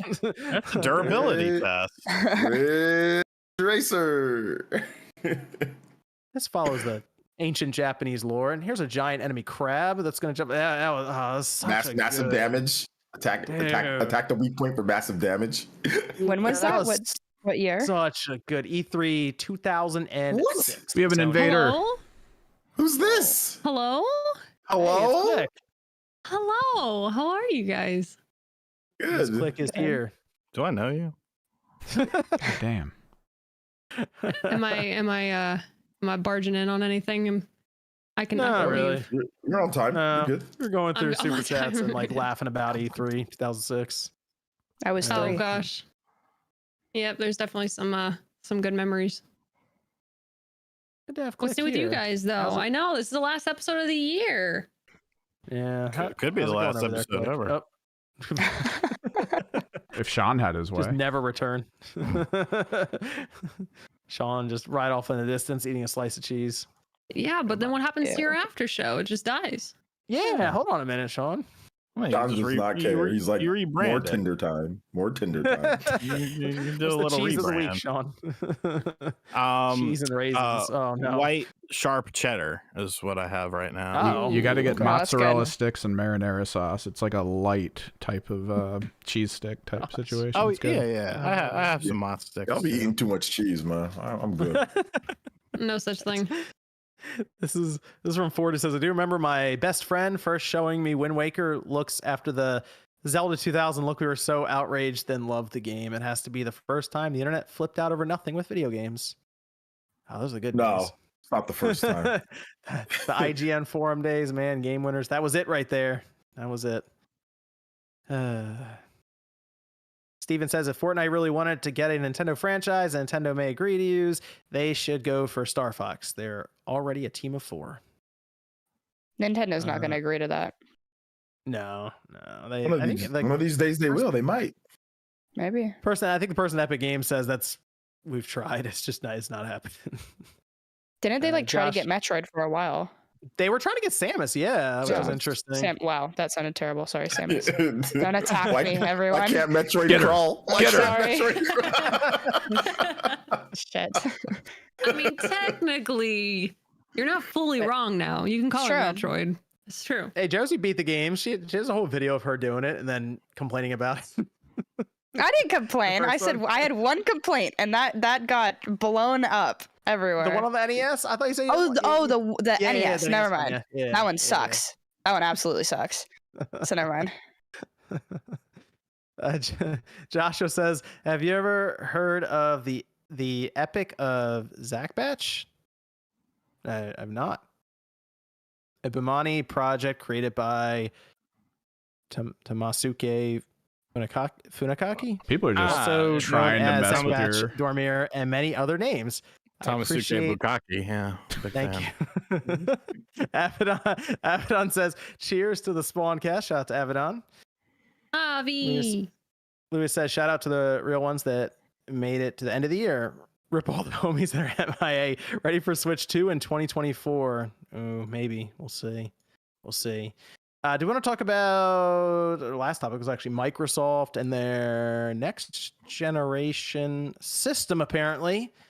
It's coming sooner than people were expecting, with rumors apparently going around that the planned slides that leaked out recently from the FTC hearing, those are from 2020. Plans changed. Phil Spencer mentioned that plans kind of changed, although he didn't really hone in on any exact thing. But there is rumors going around that it could actually be their next generation system that would launch in 2026. So it wouldn't go to 2028. They might start the next generation in 3 years, less than 3 years, which seems a little strange considering the Xbox Series X and S feel like they just started up because this generation took forever to get going, and they probably could have waited till 2025 to really get moving, or 2024. Makes perfect sense. I think it makes sense. Yeah, it doesn't, but I'm going to try to make a case for it. It actually doesn't, but I'll make a case for it. They're getting their ass handed to them. They're getting their asses handed to them really bad. So they need some excitement. They need something new. And I don't think it's going to let up. Did you guys see the video of all people? Yeah, you see the people jacking PS5s in stores, and there's a whole ton of Xbox. They just went right by them. They're like, leave the Xbox. They're not even if you can get it for free. I mean, Xbox is losing, sales-wise, it's losing pretty bad. Now, there's other rumors that are coming out. I don't know if you guys seen the latest rumors in terms of what Microsoft's going to be doing, but, more third-party stuff, which they've already kind of done. But, yeah, I have Xbox Series. I think it's a great system, but I can see maybe Microsoft just saying, in 6 years, that's a normal console life cycle, right? That's what we've had before in the past. So I can see them saying, hey, if we can just get something else out, we can still support the previous system, but get some excitement, because they're losing. I know they don't count console sales and all that, or they're not trying to count it, but their Game Pass sales aren't even going up like that either, right? So it's not only are they losing console sales, but their Game Pass numbers aren't beating out the competition either. So something has to give. You just can't be consistently last in everything, even though you're not counting the numbers like that. But it's really bad in Europe. What is it, 20-1 in Europe or something like that? It's pretty 40? Bad in Europe. Yeah, 40-1. I don't know. It's the latest numbers are not good. Similar to Japan. They were not quite as bad as Japan, but it's in that same idea where it's well, okay, the PlayStation there's a lot more PlayStation on right now. And that's in a year with Starfield, right? That was supposed to be the big, hey, here we go. So that's not good. And if you look at what do they have in the future? I know they have some games coming, but yeah, to me, I think that they're probably thinking hey, let's just get this next generation, this upgrade started, and we can kind of, push. Maybe games will be a bit easier from there to make or to get out faster. So that'd be my reasoning why maybe this could be a thing. Like just get the next generation out. It's interesting because it would match what they did with the 360. That was a 4-year cycle that was really short. Xbox came out 2001. They launched the 360 in 2005, and it worked. It got them out in front of the PS3, and they led basically the whole way until the end. The PS3 caught them. I do question how many 360s actually sold because of the Red Ring situation. Is it actually around the 50 to 60 million mark? And that's kind of what we're seeing play out right now in terms of people who are like invested in the Xbox ecosystem. But it kind of makes sense in that regard because that was the one generation where they were right there with Sony the whole way when they launched early. And I don't think Sony is launching their next system until like 2028 because they're doing a PS5 Pro next holiday. It's 2024, and I don't really know why they would then launch a new system a year or two later. I think they then stick with the PS5 Pro for quite a while actually. Then PS5 has all third-party support pretty much, right? It gets small games, it gets big games, it gets everything. So that PS5 business is still going to be very viable, right? Even with the PS5 Pro coming. So even if Microsoft had something else, like it's still a very viable, good business. I mean, maybe they're not selling as much as they want. I don't know if they're going to hit their 25 million, but right now, in terms of like the newer systems, it's selling the best. So. And I think right now Microsoft's more focused on the revenue per console because their revenue is high for gaming, but you feel like they want to get the consoles going. But what would be the point of having a new gen come out next? Is it just to get those people for a surge of inflow of cash to buy just the next new thing? What would be the benefit of having? This is my question, Click. I feel like you only do this if you already have an idea as to a serious concept that would make them feel really different. It's like but something that your current console can't already do. But if your current console is supposed to be able to do everything that the other can't, it'll be a handheld. It'll be a handheld. Yeah.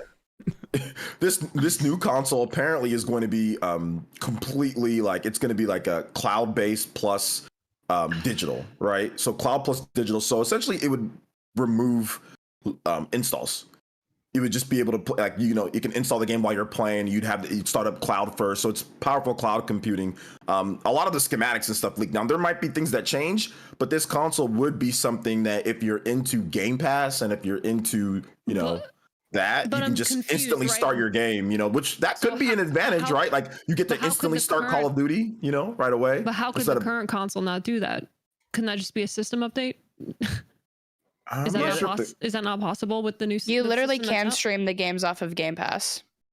You can, but I think that is something they have to figure out is the install stuff. I see what you're saying, OJ, because like the other day, Sean, you were like, I might play WWE. And I'm like, first I was like, why? And then I said, maybe I'll check it out. It's 140 some odd gigabytes. I'm like, okay, that's not happening. But you're right though, in the sense that so the cloud stuff you can do. All right, so what happens on the Xbox right now, because it would need an update, you're right, Click, because we've tried this, you can stream the game, but whenever you're playing or streaming a game, it badly caps any download you're doing to where it's like you download it like, seriously, it's like 10 megabits a second or something. It's really, really slow. It's like a trickle. So they have to figure out how to do that and then hand it off to where then you're playing natively. But that wouldn't be a bad idea if we eliminated the install times or the downloads just by cloud. I almost wonder if they would do something weird where they incorporate cloud and AI and all this, and there's a chip, because we see these chips being released right now by AMD and Intel, and they work to process AI, for example, and other things. And I almost wonder if they have a plan with that, and that would be incorporated. I'm trying to figure out. There's got to be something that was the plan. That was what you said was what was leaked. The AI, complete AI involvement. It has the cloud. It has the seamless integration. That's all I can think of. You can just play the game right away, and it'll install it eventually. You'll be playing it native eventually, but right then and there. So if Microsoft comes out in 2026 with a system that says, "Hey, you want to get right into the game," that can be a marketing point. That can just be a bullet point. You can play. Hey, do you not have the internet? Avoid us completely. They don't care about that. We know they don't. Get an Xbox 360. Yeah, they've got a system for that. Buy an Xbox 360 if you don't have the internet. That's all I can think of. It's very weird, but Phil Spencer seemed to remark that plans change. So 2026, but that means we would hear about it in 2020, the end of 2025 probably. And that means the PS4 Pro would be on the market for less than a year before we heard about the next gen system. So I don't know. I feel like generations are almost PS5 Pro? Generations or PS5 Pro. Sorry, yeah, PS5 Pro, end of 2024, basically into 2025. Then towards the end of that, let's be real, whatever Xbox is doing will leak out, and then they'll probably announce it at the beginning of 2026 and then holiday. But I kind of feel like generations are sort of going away anyway. I realized looking at this, the jump for PS4 to PS5 and Xbox One, it hasn't felt that substantial. And I almost wonder if the next one will feel less substantial to where it barely feels like we're getting those generational leaps anymore. And it's just like, oh, this still plays the same games, but it loads slightly faster, I guess. And that's kind of it. It's not like the PS1 to the PS2 days, that kind of thing. So is this kind of an indicator of the bubble that we always talk about? A little bit. Yeah, I think the graphics bubble is here. I think diminishing returns kicked in, and it's like it's 4K, just better now. Okay, cool. I guess ray tracing just didn't hit like I think they were hoping. 8K hasn't hit like they were hoping, and we're all kind of just fine with seemingly what we have. It's just make it run better. But that's how do you market that? It's difficult. Instant play. That's how I think I think that's a good idea because that definitely is something to solve right now. Whereas before we've kind of solved loading times going from mechanical drives to solid states. I feel like the prep work getting into the game needs to be basically eliminated. It's like the game, you press the button and it starts. You don't worry about installs, loading, downloading, nothing. It's just there. It is. That's my issue is the installs for some of these games are just too long. Like I don't want to be sitting here installing 100-something gigabyte game. Like, you know, so that's the issue that I have. Well, so if that's the case, are they rolling that out to PC soon first? Yeah. PCs are kind of like that a little bit. They're doing things with like direct to GPU, like they're playing around with that. But it's the thing with PC is there's so many games and there's so much technology that has to be like, I guess, just put across the board. It takes forever for that to end up happening. So, but I get what you're saying because PCs right now are you can get some incredibly powerful parts, put them together, and then you still get that load screen. You're like this is weird. So, but it's because they're developing for the low end, the minimum specs too. So it's tough. It is. The guy who's doing Final Fantasy 16, Yoshi P, had to come out and say, please don't use a mechanical hard drive. And in my mind, I'm like, Wait, I feel really? like most people are using. Yeah. He said, don't please use an SSD. And I'm like, are there people right now with like a 3080 who's using a mechanical hard drive? Of course there is. Bro, he flat out just went, if you a broke boy, just say so. I think even Sean has an SSD. Yeah, I do. Does Sean know if he has an SSD? No, but SSDs are a lot cheaper now than they were before. Everybody, that's the thing. I'm like, man, who's running this thing off of? Because I remember a number of years ago, I told you guys that I was using mechanical. You guys all looked at me like I was crazy. I think it was like your hard drive was a shake away from full failure.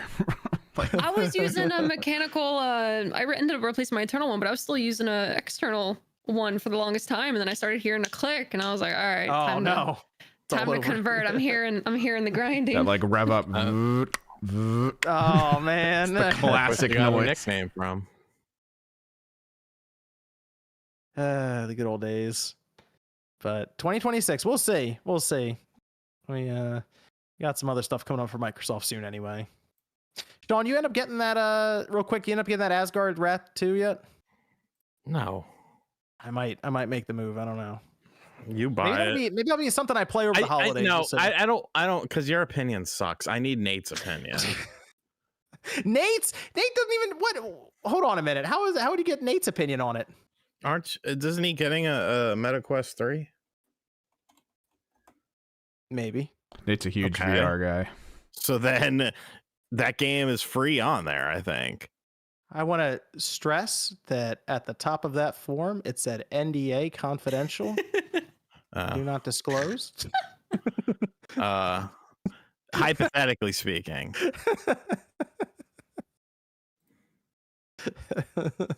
We'll find out if Nate has any opinion on that, if he does or doesn't get some sort of VR device at some point at an undisclosed location from an undisclosed company.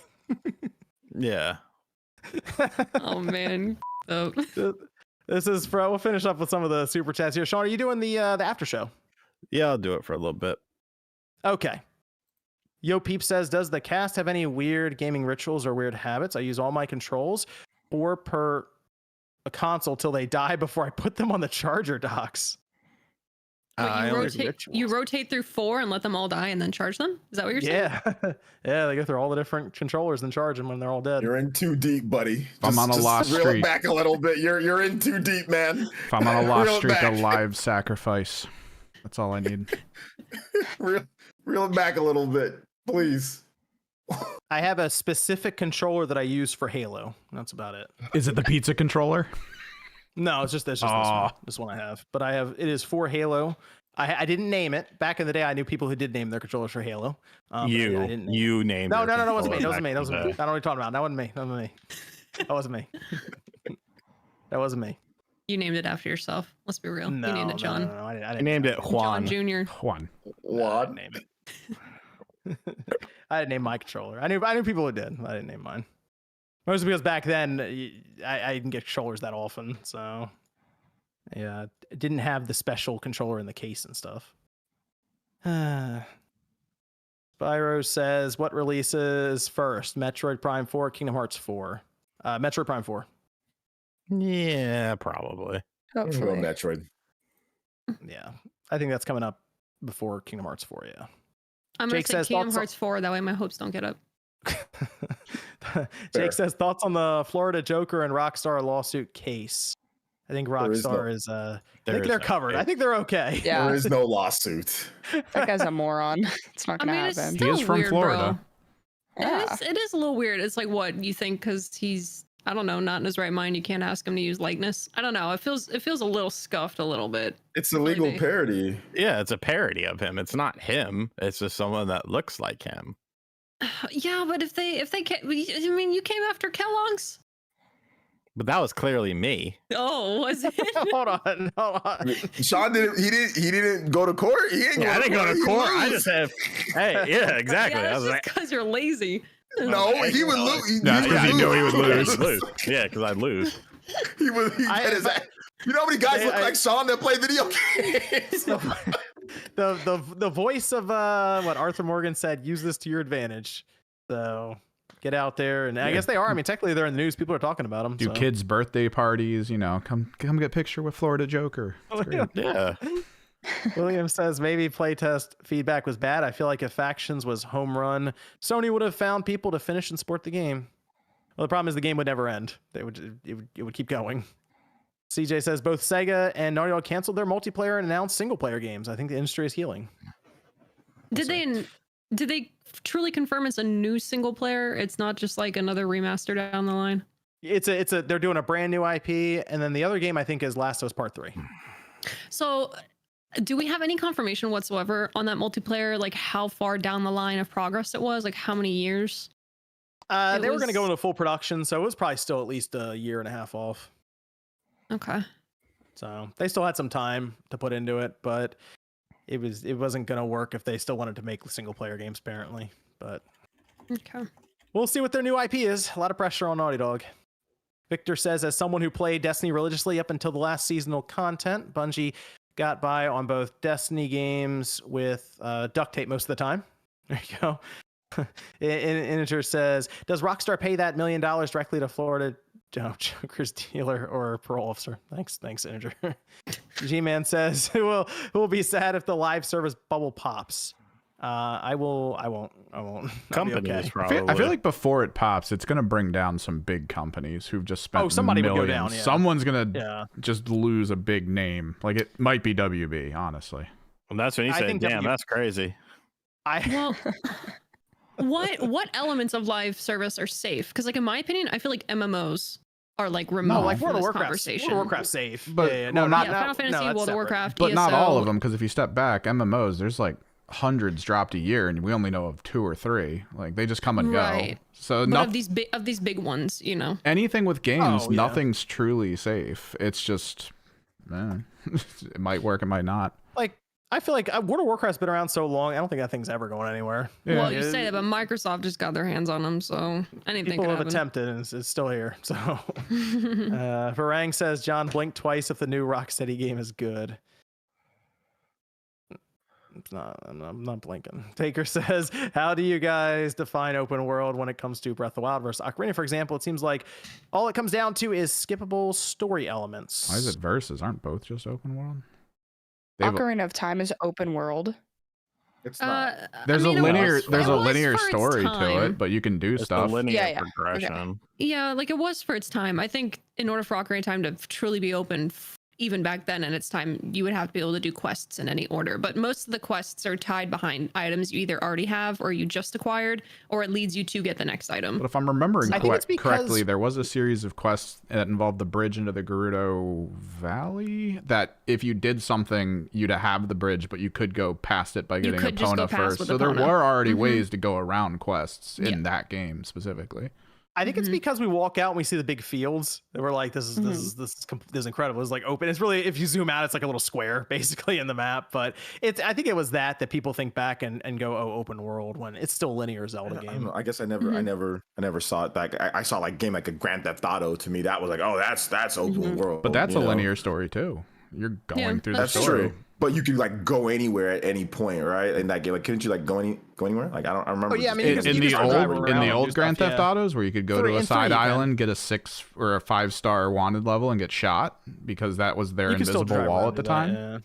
Yeah, there was that invisible wall where you had to do a certain mission in order to like cross the bridge. Because if you cross the bridge in the water, so they fucking they get 5-star warning. You just get annihilated. Yeah, fucking killed in 2 seconds. But I think in regards to like the open world scenario, it is technically open world, but the gameplay isn't fully right. There's a path. It isn't a skeletal. Yeah. So I don't know. In a way, it's like you would just if you really got down to the brass tacks of it, is just you just edit the story of like Ocarina of Time. You marry it a little bit with Breath of the Wild, and then you have a perfect example of how linear could work in an open world, like a fully open world setting. So I don't know. I think it's also one of those things too. I liked the idea of you not having to grind levels. You know, the only thing you really would hope to do is get more powerful weapons to annihilate enemies faster. As long as I don't think you put grinding in there, I don't think Zelda needs level grinding. I don't think you have to gear creep in order to make a Zelda more beneficial in a linear style. Because some people ask about that. Well, what about the linear open worlds like Horizon, where you're very obviously underleveled for things? And it's like I don't think you need that element of it. Let me see. I have a few more here, but let me go around as we're finishing up. Let's start with Josie. Where can everyone find you? Find me on here on YouTube at Josie Woe. I'm gonna have a Tekken video on Monday, and yeah, some other fun stuff throughout the week. I'm gonna try to up the video content this week because I don't have school right now, so that is the plan. Wow. Yeah, thank you for having me on. Sorry. Yeah, definitely check out Josie's video coming up. She's gonna be covering Tekken 8. So, you want to talk about another event she got to go to? Go check it out this week. Jake says, "Happy holidays all. Hope it goes well. What's your favorite 3 game on Switch? Splatoon 3, Xenoblade 3, Bayo 3, or Luigi's Mansion 3?" Luigi's Mansion 3. I'm between Xenoblade 3 and Luigi's Mansion. That's tough. I'm between those. Luigi's Mansion. Splatoon. That's tough. I might go Xenoblade 3. J2 Blue says, "Now we know that Blade is coming to Xbox. Do you think it will remain exclusive?" I do, but now I'm thinking it's not on the Xbox we have right now. I actually think that if it is coming out in 2026, I think that's the next gen game. Let me go to Misclick. Yeah, glad I could stop by for a few minutes. I know I messaged you earlier that I might not make it, but yeah, thanks for having me right here at the tail end of the Spawncast and tail end of the year. I actually have been back. For those of you who have been stopping by for streams, thank you so much. We're actually back to multi-streaming, so you can check my streams out here on YouTube at Misclick Gaming. We do day streams, and then usually if we do come back for our second stream, we'll be just live on Twitch. But yeah, it's been great to be back. Thanks for having me, and I can't wait to spend the new year with you guys when the calendar rolls around. So thanks for having me. And Happy New Year, everyone. Yeah, Happy New Year. Happy New Year. OJ, where can I find you? Yeah, find me right here on YouTube. Got a cool video that you guys should all watch tomorrow. So go check it out. Talk about a bunch of RPG stuff and other information that's fun. I do streams on YouTube as well. So if you want to watch my streams, I'm pretty much live daily. Got a big stream that I'm doing tomorrow as well. Just like a little bonus stream for big stream, then little bonus stream for the fans out there. So come by before NFL. And yeah, I got some cool videos planned for next week as well with like Switch compilation vids and all sorts of cool, fun stuff. So if you're into RPGs or Switch, check out the channel, Player Essence. Thank you for having me on once again, John. CMS, People Make Games should have won in TGA over a VTuber. They highlight developers and shines light on issues in the industry. A recent vid discussed industry silence on a major world issue. Thanks for seeing. And big shout out to John O, who says, thank you all. Great meeting John and Max. Looking forward to more. Congrats again on being a mom click. Congrats, Josie, on joining the crew and channel growth. OJ killing it with the pre-show and Evan being silent MVP. Sean now dominating the emulation scene. Merry Xmas. Happy New Year. Shout out to John with the big super chat. And John, if you end up going out to too many games next year, I think we're going to have Sean out there because he was looking. He was like, where's Sean? What's going on here? So, John, if you end up getting out there, I know it was kind of last minute for you last time, but it was cool meeting you in person. Cool dude out there, and maybe Josie can get out there. We'll see. We'll see how it goes at too many games in June. I'm hoping we get anyone who can come out. I know Click is obviously has a lot going on there too, but we got the 11th member of Spawncast coming up. What are you talking about? She's ready. Hey. She's already talking. Okay, good. Yeah, anyone who wants to come out, it'd be fun. So I shout out to John O though. I really appreciate it there. And Sean, you can find me over at youtube.com/dream.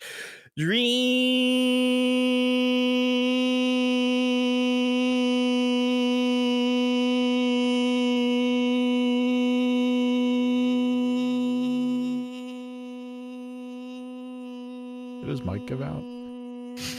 He's still going. Cast guy, got some big videos coming up this week, and yeah. Okay.